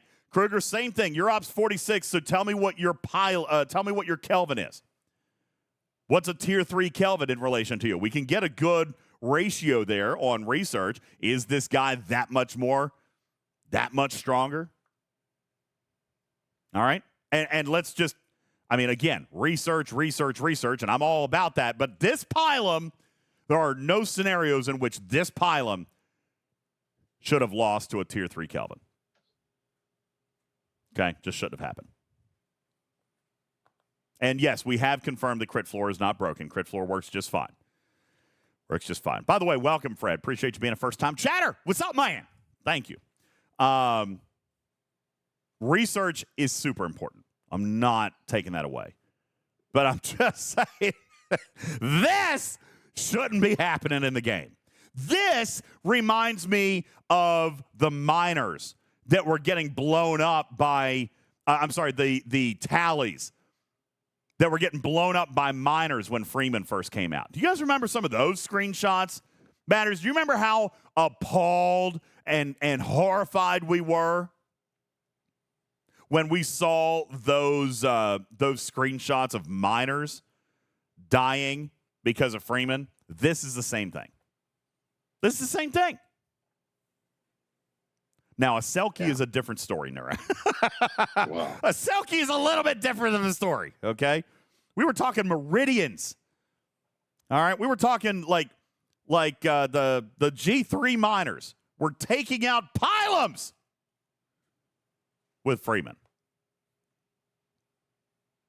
It's ridiculous. And it does stack. Goat Bear says, Interceptor Strike Team, Court of Q. This is more of the same problem that has been going on. And it's true. Absolutely is. Thank you for the screenshot. Now, anyway, coming back to the whole PvP thing and incursions. I got off on a side tangent there for a minute. God, who can imagine? That being said, coming back to incursions, I think it's time for a rewrite. I think it's time for a reboot. Incursions 2.0. The first thing that I'm going to propose is probably going to upset people. They're gonna think I'm betraying them, Matters, because more bait. No, kinda, not really. I think you should leave raiding in as a scoring mechanic. I do think you should leave raiding in. I think we should remove the outright kill leaderboards. Kill counter leaderboards. Yeah. I think that we should do more PvE. Tarpitude, here's why. Because nobody likes it. And I say, listen, you guys know I like PvP. But PvP isn't PvP anymore. It's broken. I got third place this incursions. I just think that it would be better if we just tried to redesign it around something that actually works. You know? And I know that's works. Maybe I'm just grumpy. Maybe I'm a grumpy cat. Maybe I just need to sit down and be wrong. Go ahead, Bubba. Do it. You are wrong. Just sit down and be wrong. You are wrong. I just get the feeling, like the more that I read, the more that I hear, the more that I'm listening to players, people don't like PvP, and we don't know. I mean, we know that. That's right, AJ. Trading kills is not PvP. I agree with you. Joker, Okay, well, I got third without trading kills. Well, that's awesome. I'm proud of you. All right. I didn't kill anybody that I had PM'd ahead of time. I didn't have any discussion with anyone until after I was finished killing them. Were they minors or was it like PvP? It was TCs. I showed up to 4 TCs with a speed crew, and I went to town on everybody, and dodged their big ships with the PvP crews. Okay. I was flying circles around their TC. All right. And they couldn't catch me. And I got thousands of points, and I ended up third place on that cross-server leaderboard. That may be why incursions do belong better during a TC cycle. Okay, I'm cool. I can actually agree with that. But we didn't see that. We didn't see that when it was on a Monday night. You know what I'm saying? Like, I don't know. I'm torn on it because I see how unhappy everybody is. You're right. TC PvP is fair. I get it though. It's a good event. I like that they have those 3 different events. I mean, it gives different play styles and people who like the PvP in different ways opportunities to excel. It's pretty rare for anyone to kind of sweep all 3 of those. Yeah. So you've got guys that raid and are gonna click on a base for 2 hours straight. They can win that one, and guys that like to go out and wait, base humping still works? I thought they did away with base humping. Well, no, I mean if they click on bases that have resources. Oh yeah. They'll get the resources rated one. Guys that like the big guys that like to fight other big ships, they get the damage leaderboard. And then there's the one for people like me that like to play cat and mouse and dance around a TC for fun and watch people chase me. All right. I'm killing everybody else in the system. I mean, there's one for us too. I'd like them to add a actual OPC like event as well. I know there's some like minor scoring for some OPC, but I mean, if they had added a 4th SLB for basically dock with materials, so it rewards people for hunting, but it can also reward people for, I don't know, mining sneakily. Yeah, I get it. You know what? I think I'm going to table this complaint because I do get it, and I do agree. I guess I was just really disenfranchised this run because I actually went out and tried to do some PvP, and I just couldn't win, no matter what. I mean, couldn't win because I have not been buying the primes. I've been kind of playing a little bit more chill, and I just can't win. PvP is just that break. I fly a tier. What is it? A tier 7 Sanctus? And the only thing I can kill are ships that I should by default be killing. It's a tier 7 Sanctus. But it's just like it comes down to what we've known, hitting the button last or this or that. I don't know. No, Mimi, it was, first of all, no, I didn't find that many people out. And the ships that I did kill, I should have been able to kill, like G3 Enterprises and G4 Kelvins and stuff. I was the player that you guys all hate. Except I was just trying to do it to get my points. You know what I'm saying? I don't know. That's it, Killer Rabbit. Until Scopely makes PvP somehow strategically competitive, players are not going to be interested. And I feel like I am I feel like I'm falling into that trap a little bit. All right. That being said, let me change gears then. Maybe it's not incursions. And Captain Fair Bull's enough. validating me. He says it I'm was not really hard to disagreeing that find the there other is server this time. improvements that probably could be made. I think just scrapping an entire event, though, Okay, fair. which is it's a different event than the other ones. It's a way to get stuff Maybe so. And Bull is validating in me. a different way. He had to do a lot of laps to kill people eventing. It was hard to find. Maybe it was just the server we were playing. They didn't engage a whole lot. It was hard to find them. That being said, maybe what I'm thinking about is not incursions at all. Maybe I'm coming back to the roadmap and I'm saying, yo, Scopely, where is our instance PvP server? Right? Where is our instance cross-server play server? We briefly touched on this yesterday during the Twitch stream when I was kind of just having an idea, and maybe I should hold it for after the break in our final segment. But guys, I am craving something new in this game, and I know that wave defense was kind of it for a minute, and it's still great. Don't get me wrong, but I am craving something new in this game. Okay, just real quick. How many people are with me? I'm not saying that I don't like the game. I'm not saying that I'm frustrated. I'm not saying that I'm bored or I'm not. I kill you says more grinding. Maybe that's it. I'm tired of all the grinding. I want something different. Right? I want something new. And I don't want it to be a loop. I don't want it to be another hostel. I want it to be something cool, exciting. I don't know what it is. You guys help me. What about a really challenging armada that has a really bad payout that you only get to do once a week? That's terrible, Matters. That's awful. And it's been done. No, yeah. All right, check that one off the list. All right, I don't know. I can't be the only one. Maybe I'm just tired this weekend. Maybe I'm just a little bit grumpy. You know what, K92? Yeah, this is something we were talking about yesterday. K92 says, I want to fight alongside DJs and blow up Wardon. Yeah. I want to go. I actually had this idea. Let me just ask you guys if you guys think this would be bad. All right? If this would be a griefer's paradise or something. I don't know.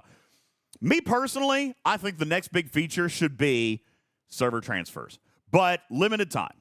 Okay? I think it should be 1 hour or 3 hour server transfers. I want to go wherever I want to go. I want to play whoever I want to play with, but you don't have to worry about me destroying everything because I have to come back home. Dragon Keeper says no. See, I want to go and play with you, Dragon Keeper. I want to go and play with Canine Tooth. I want to go and play with Donuts. I want to go and play with Scalyback. I want to go and play with my friends.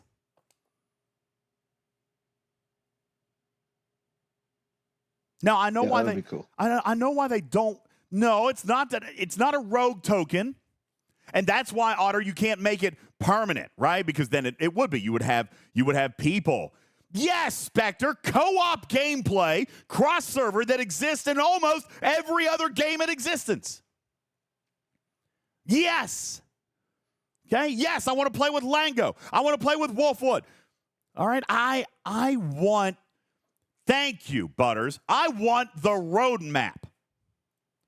I want to go to another server, and I want to play with the community. I want to play with new people. I want to do new things. I want to go to that server, and I want that server to pay me double for hanging out there. Like, what if I do my PvE events there? What if I go mine there? What if, I don't know. What if I want to go and do wave defense? I want the server to be a mirror server. Oh my God, Mirror Universe. What if we went there and we did stuff for a whole new type of gameplay, like in the Mirror Universe? Is it wrong of me to just want something different? That's right, Iron Man. I want bold content. I go back to what Ripper says. It's time for something new. It is time for something new. SKZ says, not going to happen. Scopely doesn't like it when the player base enjoys themselves. All right? It's not that. It's just, I mean, it takes a lot of tech, right, to do something like this. But I think like even right now, if I had gone over in Incursions, I can't do wave defense with you. Did you guys notice that? If you went over, you couldn't join a wave defense. What if I wanted to go Can't over? even do your Q's trials. Yeah. There's so much of the game that's broken that I can't do on the other server. That's right, Shorts. The game is feeling just slightly, I don't want to say slightly, I mean, it's kind of a lot, stale. And I want it to be better. And that's why I'm kind of asking you. I want you guys to get your thinking hats on. Maybe active away teams. Yeah, Lazarus, something like that. I want to go and do something with new people.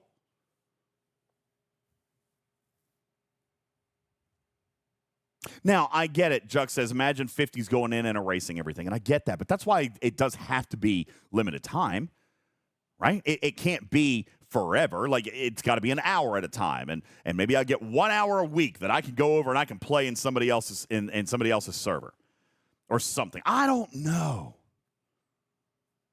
But yeah, Nur, it's been the same group of people for 5 years, and I love my people, but I also love the community. Yeah, listen, and this might be the thing. Maybe nobody outside of our community likes it.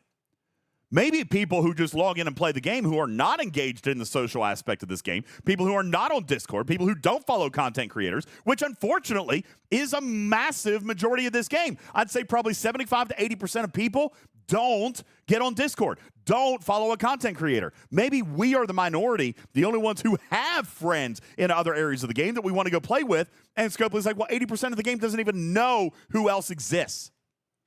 So it's not a feature that we're going to develop. But by God, I want something like that. I think.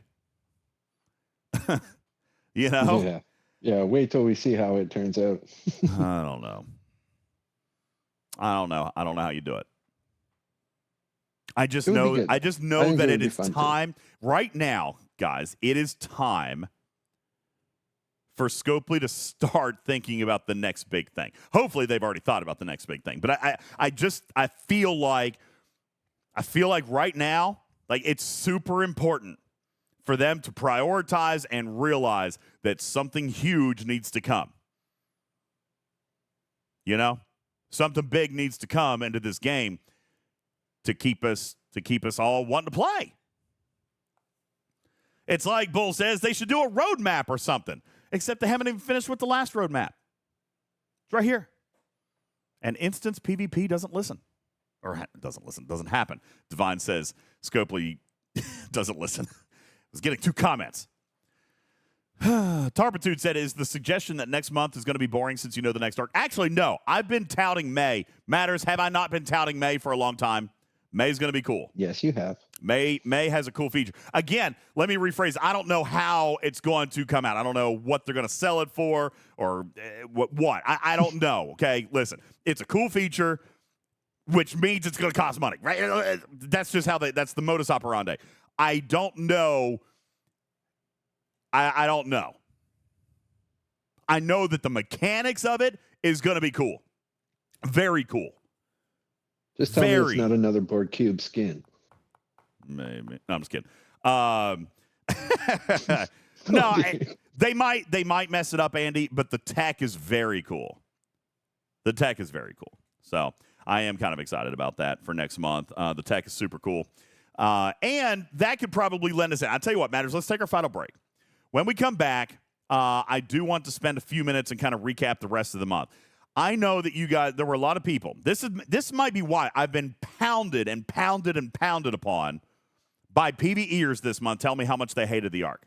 Maybe that's why I'm just feeling a little bit beat down. Maybe that's why I'm feeling like we need to back off PvP a little bit. Personally, I kind of liked it. Logan, I think, did a good job with the balance.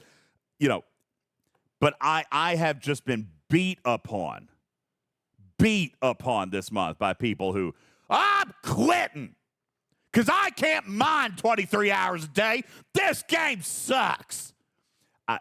Honest to God matters, you would not believe how many times I've actually heard that this month. All right. So maybe I'm just a little bit worn down.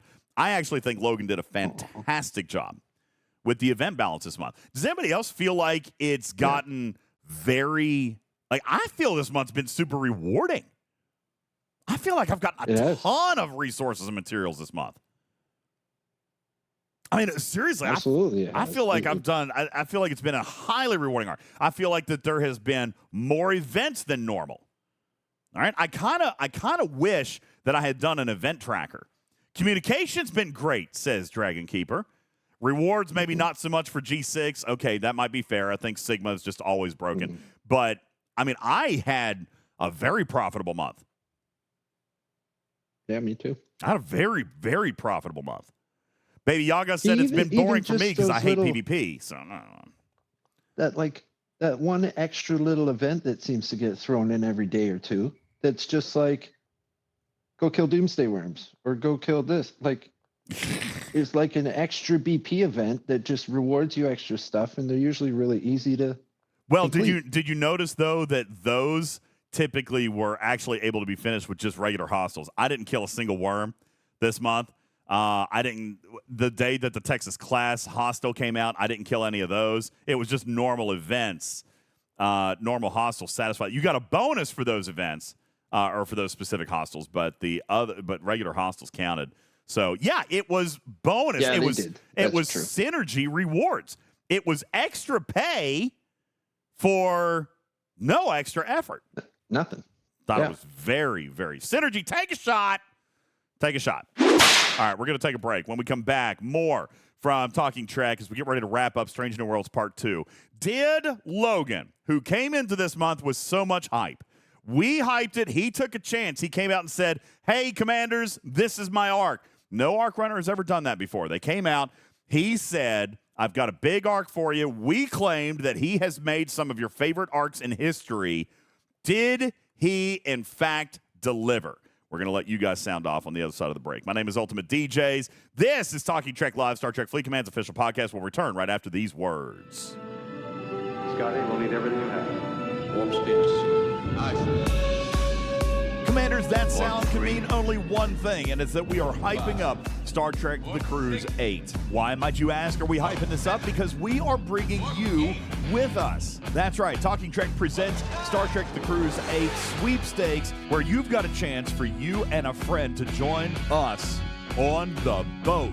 Support the channel however you would like, through Patreon, through Twitch, and even by sending simple postcards. The official rules are available on our website at TalkingTrekSTFC.com, also on our Discord, and in our Twitch chat. Hurry and get your entries into the contest right now. There are no limits and no purchase is necessary. You want to go cruising with myself, Griffin, Wardod, and so many more? Then enter now for your chance to win for you and a friend to cruise Royal Caribbean for Star Trek The Cruise 8, where we will be celebrating 30 years of Voyager. That's right, it's the 30th anniversary. Find the official rules and get entered today.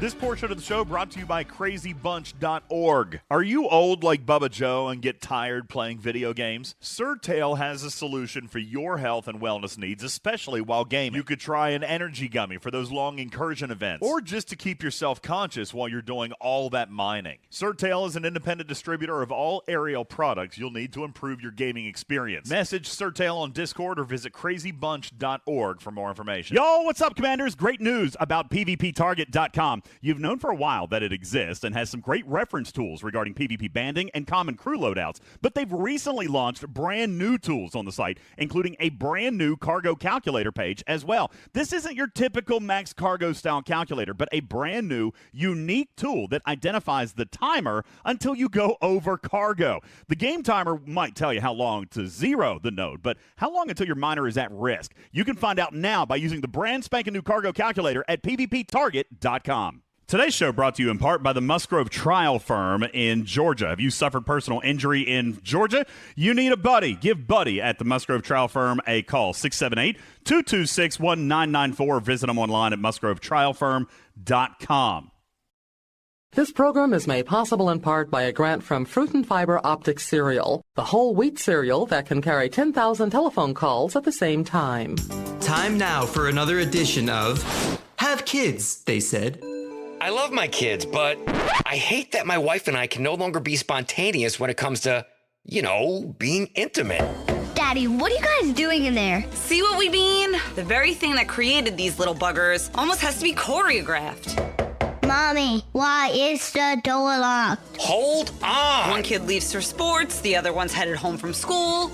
Seriously, are you guys okay in there? Just give us 5 minutes! More like 30 seconds. Ouch, that hurts. Anyway, do you know anyone else that has a specific Google Calendar solely for date activities? Speaking of, we need to cancel next Tuesday's 3:30 trip to Pound Town. Tommy's T-ball practice was canceled. I'm worried.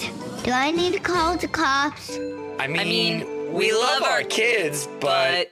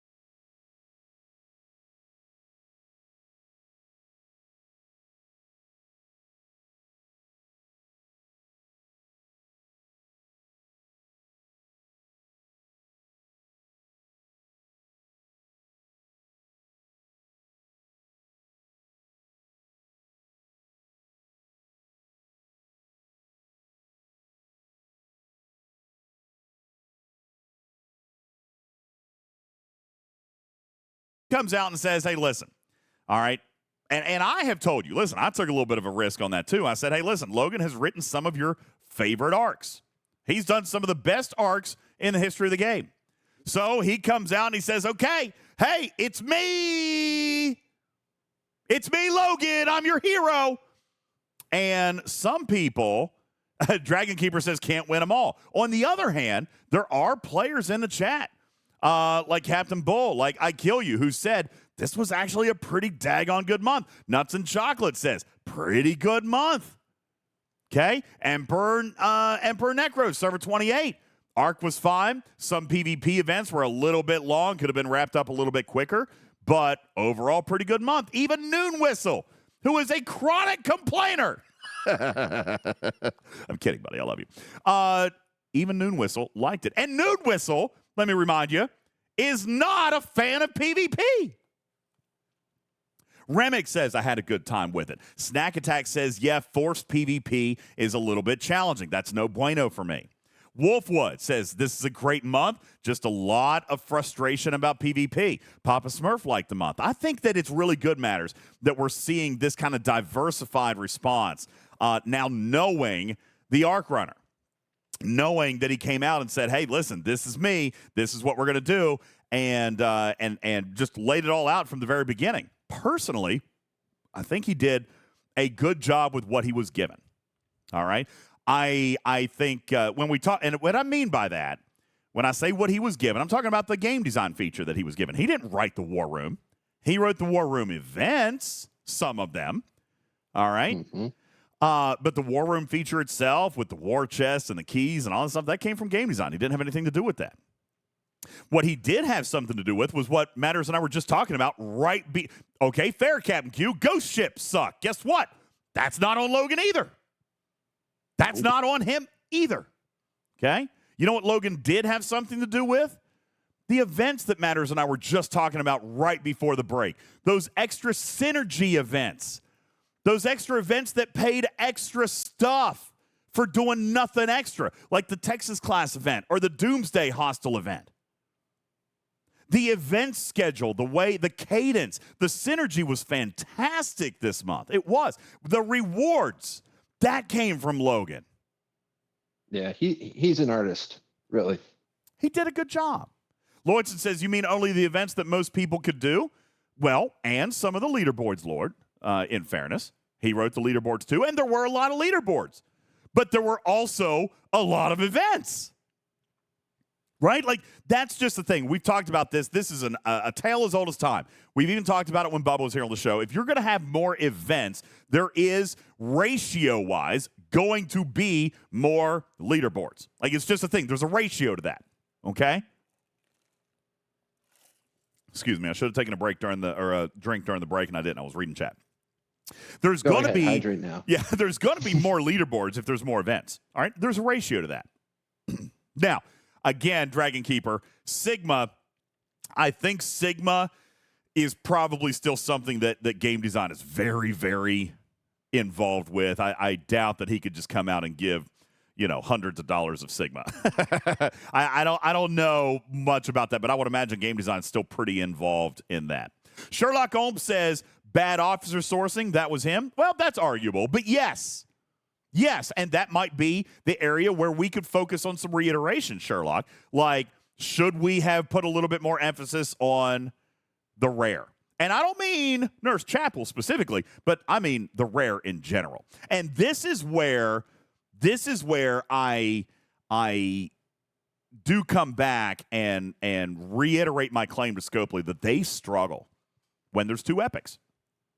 They just do. When there's one epic and a couple of rares, they usually source one of the rares. Usually. Okay? Omicron says not getting a rare unlock is not good. I agree with you. I think that should have happened this month. Throw us a bone, says Omicron. I agree with you. But I think this comes down to whenever they try to do two epics, they almost always mess it up. And it's because of their own FUBARD internal sense of valuation. All right? Do we always get a rare? Like, even with not full, like, always, but I feel like more often than not we don't, unless you buy them. Well, at least through the $20 battle pass. The $20 battle pass. Is it kind of the standard that people are going to unlock the rare with a $20 battle pass? Now, I know it didn't used to be. It used to be like rares were pay only, and epics you only got them if you won the SLB. Yeah, like we're going back years, but. Lango didn't get Hoshi unlocked and got the battle pass. So, I mean, it's starting to, I don't know. Now, I do see this in chat, too. I keep going on about the events without acknowledging that the worst event that had all system PvP forcing everyone to PvP, which is not okay. See, Lazarus, I disagree with that. I have consistently been on the side of do not have a dedicated system for PvP. All right. Even in incursions, I do not believe in designated systems. I do not believe in safe systems. I do not believe in that. I never have. Now, that's just me. Okay? I know not everybody agrees with that. I know not everybody appreciates that opinion, and I certainly respect your opinion. Okay? But me personally, I have never believed in that. I believe if you're going to do a PvP event, that it should have been like it was this month. Okay? Like, honestly, the way it was this month. And I'm actually going to differentiate matters. Let's go week 1 versus week 2. Because, by the way, when we came to week 2 and I found the oopsie, I went to Logan about that, and he was like, yeah, that was not intended. So here's what happened. In week one, you had the 2 events that were side by side. As in, one event only scored against non-mining ships. Non-mining was a verb, meaning that warships on a node did not score. Miners on a node did not score. On the flip side, if you were zeroed, you scored. That was brilliant event design. Absolutely bloody brilliant. It protected the miners and still allowed warships to go be killed. Brilliant event design. Ice Wolf says genius when we figured it out. Absolutely. Okay? When we figured it out, you just had to read the event card. Well, you say you just had to read the event card, but then in week 2, it didn't work. All right? In week 2, it was broken. And I did go back to Logan, and I asked him about that, and he said, yeah, that wasn't intended, but it had already launched, and nothing we could do about it. So not even sure what happened between week 1 and week 2, but it broke. Week 2, I understand. I understand the position of somebody in chat, Lazarus, saying the week 2 event was bad. And unfortunately, that's the one that's most recent in your memory. So that's the one you're going to latch on to. I agree. Week 2 was not ideal. It was a purge. Every ship counted, even miners. You know? And so I get that. I understand. I understand that. However, the week 1 version did not reward people hitting miners. Frank Fury said people hit them all regardless. Well, that's people's fault for not reading. That's people's fault, not Scopely's. That's community-driven. Your Way says, you mean we expect people to read the event cards? Listen, they can only go so far, guys. Yes, okay. There was an event for hitting OPC miners. But guess what, Dragon Keeper? That's OPC. Most servers don't allow hitting of undercargo miners, right? Most servers don't agree with that. Now, some servers have different arrangements when it comes to overcargo, but one thing that most people universally agree on is not hitting undercargo miners. Scopely wrote an event for that. Mm-hmm. Now, the second event was for warships. It said specifically explorers, battleships, and interceptors. Brilliant. We've asked for years for an event to exclude miners. Now, for the record, I am not one that personally believes that PvP with a miner is real PvP. So I am okay with warship PvP. I know some people do like to hit miners, and that's fine with whatever. That's all good. But this event actually took a step and said, we are not going to reward you for purging your server. We're just going to do warship PvP. That event worked in week 1, and it was brilliant. Then it broke in week 2. Surveys counted on that, and that was the Gorn Hunter SLB. That's the one that really kind of messed everything up. That one went full-on purge in week 2. That one went full-on purge in week 2. But in week 1, it worked. In week 1, it worked. It was warship only. And people then said, well, I was trying to do my freebooters and I'd get blown up. I respectfully understand. But that used to be the way of life in this game. You guys don't realize, way back in the day, 5 years ago, and I don't mean to get old farty on you guys, but 5 years ago, this game was the wild effing Wild West, okay? Like, there was a pop-up. Who could show it to me in chat? Mining is dangerous. Like, there used to be no row. It used to be a freaking free-for-all. Anybody could die at any minute for any reason, and you sucked it up and you did it. Row didn't exist. There was no such thing as protecting cargo. Row is a player design, not game design. Now, there are players who said, like Grow in the chat says, dude, 5 years ago, I quit, and I came back when the community fixed it. Well, okay, that's fine, but was it broke? Maybe for your play style, and that's, by the way, completely okay. I'm not knocking anybody's play style. I'm just saying that your play style is also not the only one. Right?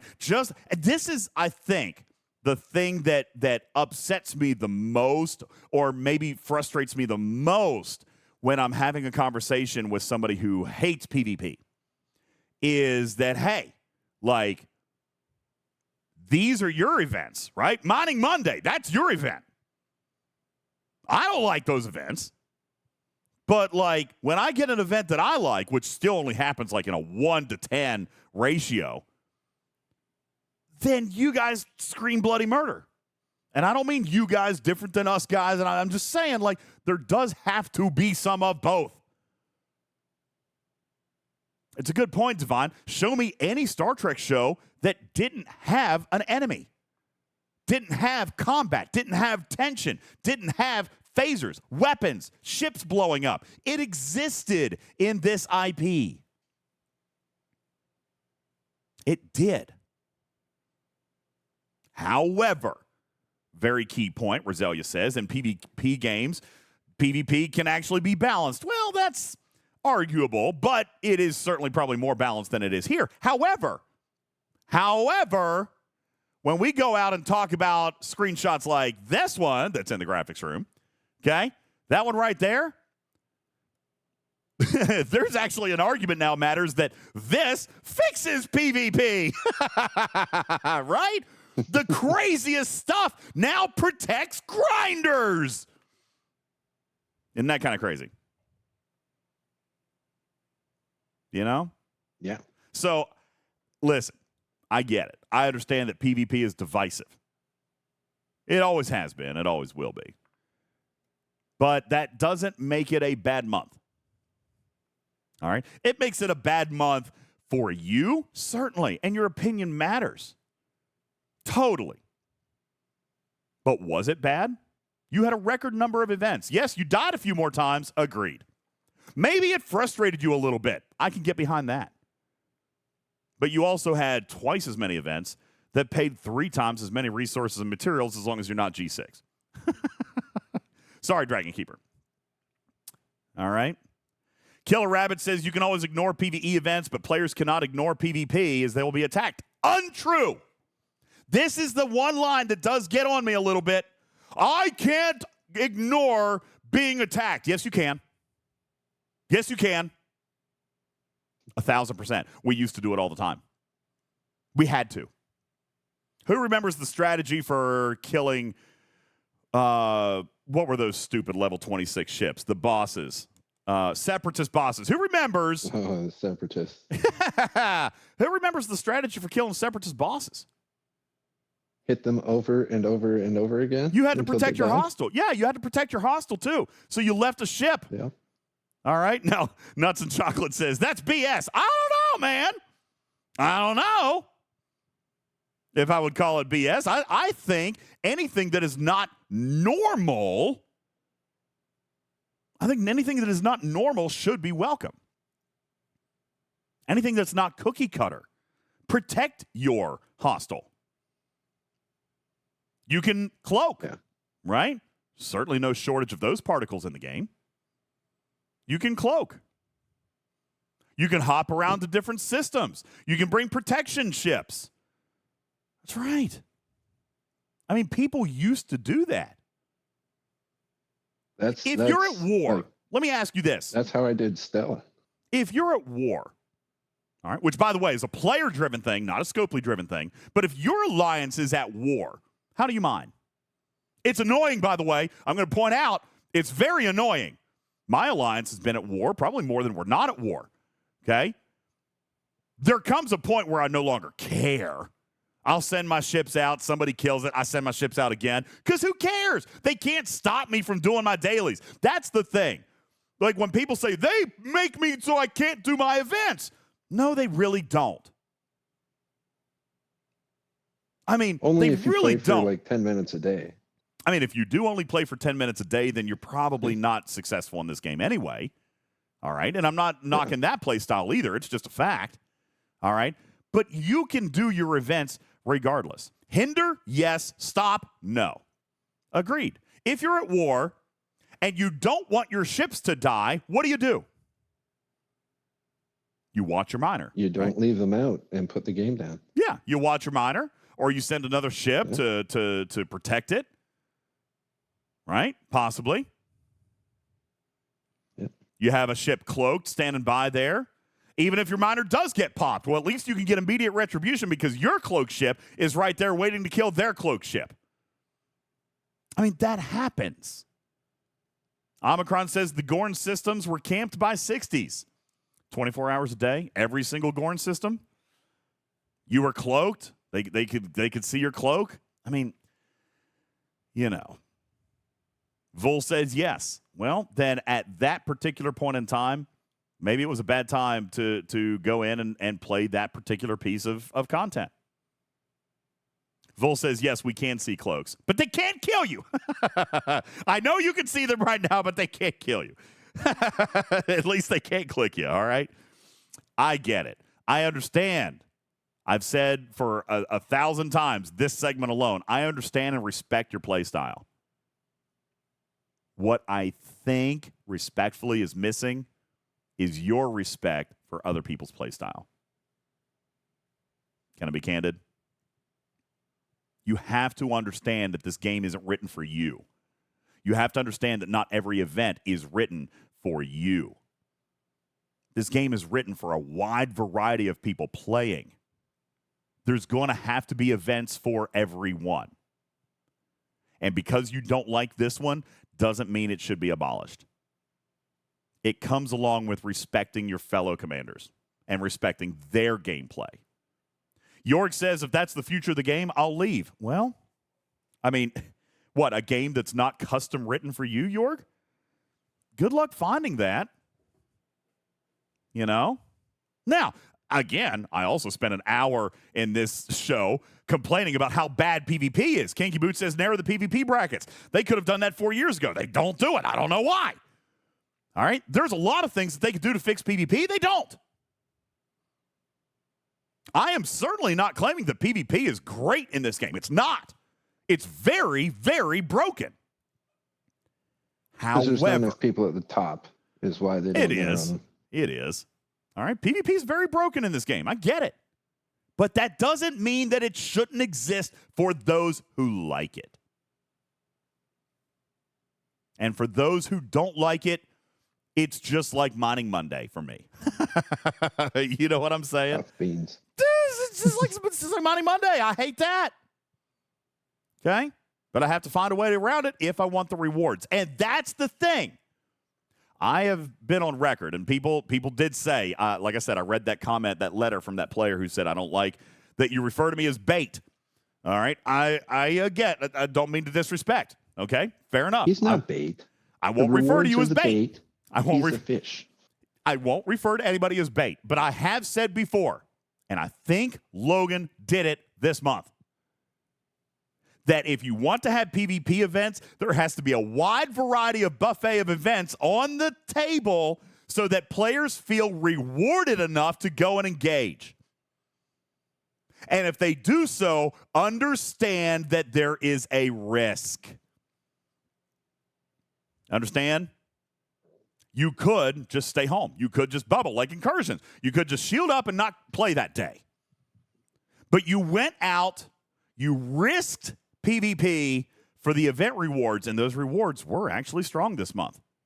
I think Logan actually did something that we've kind of talked about in the past, in which the rewards, the ante up was there a little bit. Now, Nakar says there was no risk, just cheese. That depends on your server. I certainly saw some cheesing, all right? I certainly did see some cheesing, but I also saw plenty of reports and heard from plenty of players who were getting destroyed trying to warp into mission systems. Scopely recognized that at the beginning of the month and just granted everybody the tokens because they themselves saw that players were camping the mission points. I've told you before in PvP events. I remember that one event, it was probably 3-4 months ago, Matters, that there was a PvP event launched on the same day that mission keys were launched. That's what I did. I stayed in a mission system. I blew up every warship that came in there. I placed very well. Yeah. It's a thing. Happens. It's because everyone tries to get the missions done in the first 2 days. It has always been unfair, says Lango. Usually a month to do them, to get the event. Divine says missions were easy, just use a survey. Not just any survey, though, was it, Divine? An amalgam. If you really want to avoid the problem. That was another thing at the beginning of the month. People very, very angry about that. Just use a cloaked ship to do your missions. You cannot say I can't get my missions done. Use a cloaked ship. Yeah, and Amalgam's got a nice long cloak, too. Amalgam does. It's like a 20-minute cloak. Now, again, I am not disrespecting anybody's opinion. If you don't like PvP, I get it. I don't like modding. I expect you to get that, too. That doesn't mean that I should be advocating for modding events to be removed from the game. Ripper dead. Okay? Ripper dead. You just have to respect that the game is for a large number of people, not just you. And I think it and further, if I'm going to potentially irritate a raw wound, it's just pixels, guys. Like it ain't hurting anybody. Your ship gets blown up. You've got how many tokens you got? How many tokens you got?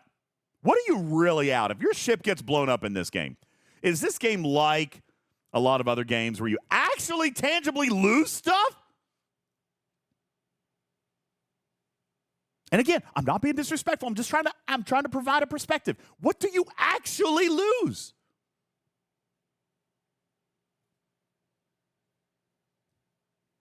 A minute. Maybe 5 minutes. I mean, how many repair speed-ups do you have? Carl says my Zen moment. Okay, fair. I'm with you on that one. Okay, good. I'm good. Shadowed Fox says Tritanium. Excuse me. Okay, but is anybody running out of is anybody waiting on generators to repair their ships? Because if you are, reach out to me. I'm going to help you out. Okay, just say it. Not G6. G6 excluded. G6 excluded. All right. Are you waiting on generators to repair your ships? If you are, then reach out to me. I'm going to help you out. Or speed ups, frankly. Okay. Phew. That being said, it was a very diversified month, and I'm actually glad we're having this conversation because that means that some people liked it. I mean, I'm not standing on my own island here. All right, so I'm kind of feeling that in and of itself was a good thing.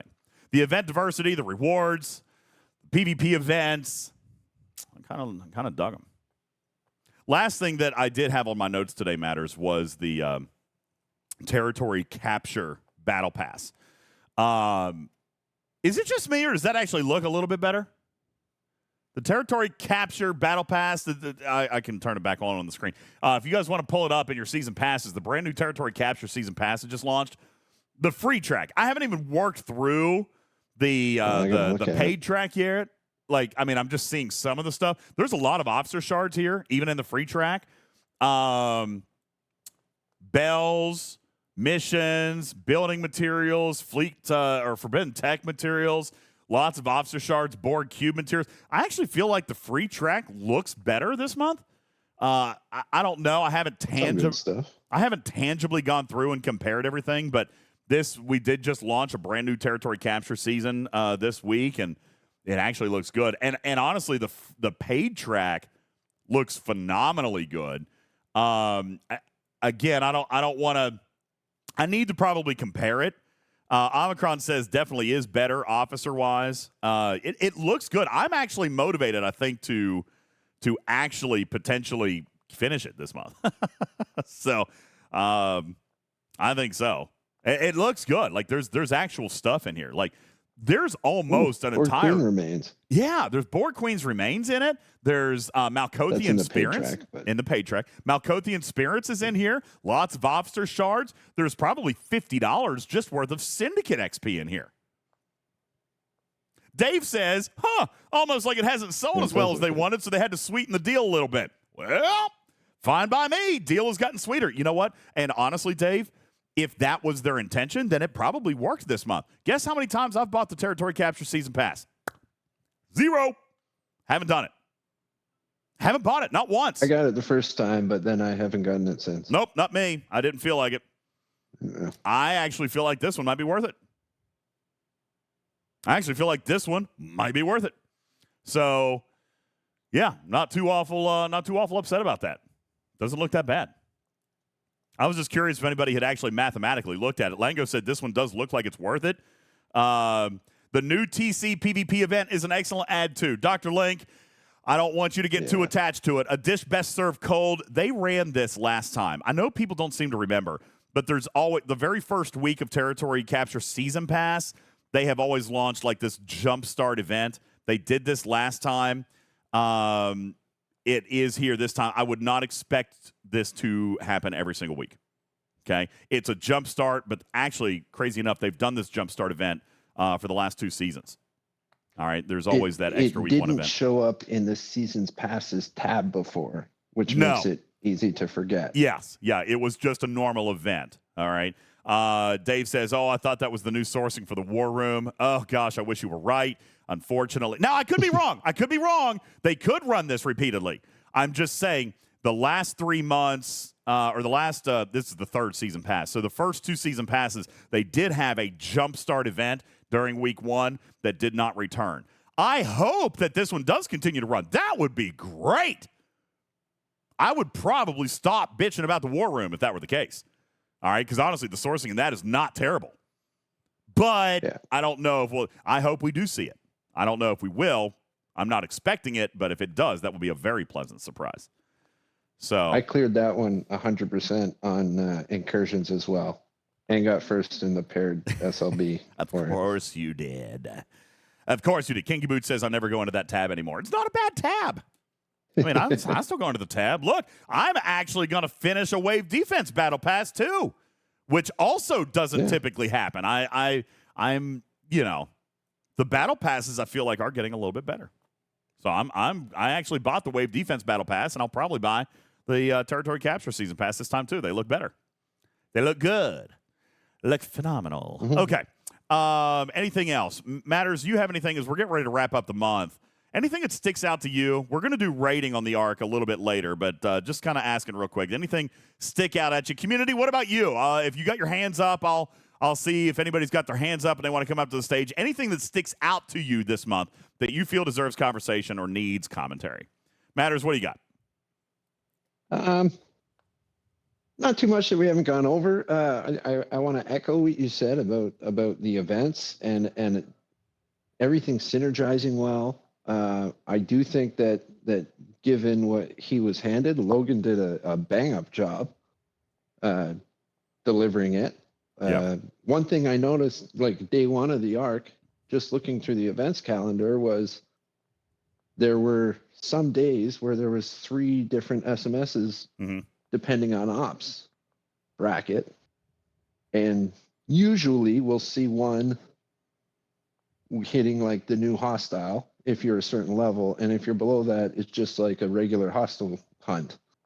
But he actually threw in an extra tier in between for players that were ops 30 to 40 or whatever to hit something else that was more like level appropriate for them, so they weren't stuck with more hostile hunts every day than than not. Yeah. And I think that was really cool too. I mean, it gets some engagement for those mid-level players to keep it exciting. Absolutely. I do see in the chat, high praise to the Gorn Loop, Isomatter being a great catch-up mechanic.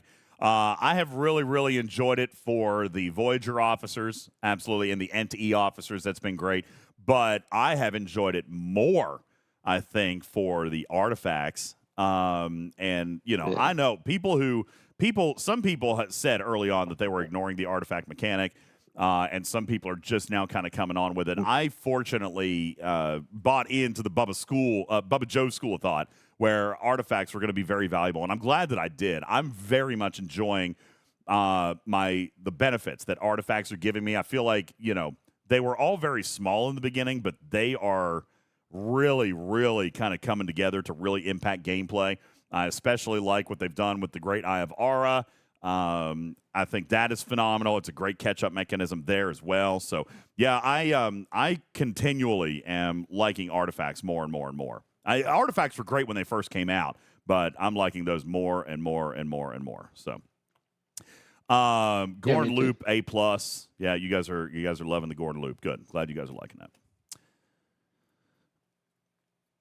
Oh, let's see. Anything else in the chat? Would have been A+. Demon Llama says, would have been A+, Logan, if we had a little bit of Rialto racing. So there you go. That's actually fantastic. You know what? Because I remember whose that was, too. You guys remember Bart. Bart came out, and he owned Rialto racing. He loved the Rialto racing. So, yeah, Logan and Bart. You know, the two most public arc runners have had, now, I don't know if he's being sarcastic or not, but I actually enjoyed the Rialto racing. I thought that was kind of silly. And fun and quirky, but you know, those are the two public arc runners. They've invented some of the greater stuff in the game. Yes, I love Rialto races. All right, Rialto races were great. They were fun. They were fun. Spectre, Rialto racing was great. Quit it. Mossy says Gordon Loop is great, and I'm still enjoying the efficiency boxes. Oh my God, we didn't even talk about that. Yep. Thank you, Mossy, for reminding me about one of the biggest wins of the entire month. The efficiency bundles in the X-Borg tree store. Holy smokes, you're absolutely right. Those are great. I've been pulling them. Matters. I've been pulling Monavine, Mantis, Fisha on some days. Huh? Monavine? Yeah. You're pulling the Monavine one? I told you I was going to. Listen, go back to the very first show. What tier is your Monavine? Not tier 12, okay? Okay. It's tier... Well, yeah, but I mean, like, usually tier 12 is when it gets good. I know, but I'm trying to get it there faster. All right? I'm trying to get it there faster. That one's an easy one. You just got to send it. Oh, but you're at war all the time, so... probably hard to do. People blow up my ships, Matters! The Texas class loop is not as easy to me as it is to some other people. But that's okay. You don't hear me bitching about it. All right. I go up, or it's just that I don't play that much. That's actually more accurate. All right.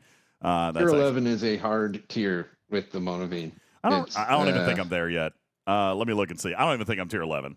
I think I'm. You need a lot of those things for the daily pull. I'm tier 9. It's not good enough for the efficiency bundle to actually be worth it either. I'm tier 9. Like, I am so far off. I did not actively play this loop, I think, when it was out, and I haven't spent on it. Floyd said it's better than the Voyager grind. Oh, see, I don't know why. I like Voyager better. I feel like, okay, so with Monavine, I feel like if I send it up there, I'm only getting half the rewards. Right? If I send it up there, then I only get the active chips, right? Or is it the other way around? The neural? No. Yeah, it's the active ones. If I No, you get both. But I don't get enough. Send it and let the cops hit you. I don't get enough. Okay? You don't get enough of the active or the net, like the common ones. Yeah. I don't get enough of these. All right, the neural net ones. I gotta go and manually grind those, which I did. I did this with my Loot Exo. I went up and ground these, so I've got a few days. It looks like 10 days, maybe 12 days that I can do this. But yeah, no, and so I feel like if I only redeem this one, then it's not worth it for me. So, No, you want to get both for sure. Yeah. So you either have to send it twice as often, or occasionally you have to go up and actively grind. That's what I'm saying, and it's like last on my list of actively grinding it. Bull says I'm doing it wrong. Maybe, probably. It's, you know, it's a 5-minute loop, says Lango. How do I mess it up? I don't know. I am messing it up. Clearly, I am messing it up somehow. All right, guys, that's probably going to do it for us. I appreciate everybody. Thank you, guys. Great show. Thank you so very much for being here and participating. Thank you very much to Blue Mandalorian, who was here at the beginning part of the show. Jules, who didn't make it, but provided us some data. And, of course, Everywhere It Matters for hanging out and consulting with us on the officers and some of the finer points of this arc. I appreciate you guys all being here to listen as well. Everybody in our live studio audience, everybody on Twitch, YouTube Music, iTunes, iHeartRadio, Apple. Oh, Apple and iTunes are the same. The Alexa thing, whatever. Wherever you are listening to our show, thank you so very much for being a part of our audience, a part of our community, and thank you guys so very much. Hey, don't forget, visit our website for details on how you can enter to win a free cruise aboard Royal Caribbean Star Trek The Cruise 8. Visit StarTrekTheCruise.com for additional details and TalkingTrekSTFC.com for details on how you can win a free stateroom. We're going, and we would like you to come with us. So be sure to go and check out the official rules. While you're there, you can actually become a Patreon, which, as it turns out, is also good for extra entries as well. Just like here on Twitch, you can go and support our podcast on Patreon and get bonus entries into the sweepstakes as well. We appreciate each and every one of you. And while you're there, we would ask that you consider supporting our show at a level of $5 or more per month. $10 gets your names read like these fine players. Thank you. Trader, Iron Chef, Virtual Army, Mechrack, Regis, J-Berg, Shady Pines, Big Shakes, Lobot, It's Hunter, Degora, Cruzito, Red Susie, Hank, 8 DJ Gur, MC101, Late Nighter, Lightbull, Louis P, Osiris, Bayonetta, Grog, Archangel, Smoke Mohawk, Jetski, Papa Smurf, Jason, Captain Jack, Vinium, Scorpionus, Archer, and Honey, and Dominus, Casey Jones, Wet Willie Joe, K92, Sir Tail, A-Fox, Judge Cred, G-Force, Baminkas, Captain Q, Game Jr., Admiral, N-Water, Cha-Cha, Roar, Scarlet Hawk, Kendall, DJ's got rated again. Thanks for that. Jaga, Nevigo, Full Tilly, Blue Mandalorian, Noxus, Exhibitor, Furmax, Dr. Link, Clueless One, Schizoido, Welch, Gunner, Unimatrix, Hazards for All, Web, Balabomb, Kingo 101, Medic 213, J-Babes, Dark Knight, Pixelate, Buddy, Spectre, Yukai, Nico, Diva, Dorsal, Oster 90, Shoopster, Griffin, Mean Bean, Thomas, Everywhere It Matters, Shannara, John, Rogue 5, Squirrel Noggin, Kathy, It's Jess Insanity, Paviala, DJ's Refine More ISO, Cottontail, Sweet and Psycho, and Hazards for Everyone. Thank you guys so very much for supporting our channel. My name is Ultimate DJs, your friendly neighborhood cat person saying meow for now. Love you, me to catch you on the next episode of Talking Trek, Star Trek Fleet Command's official podcast. Y'all have a wonderful night.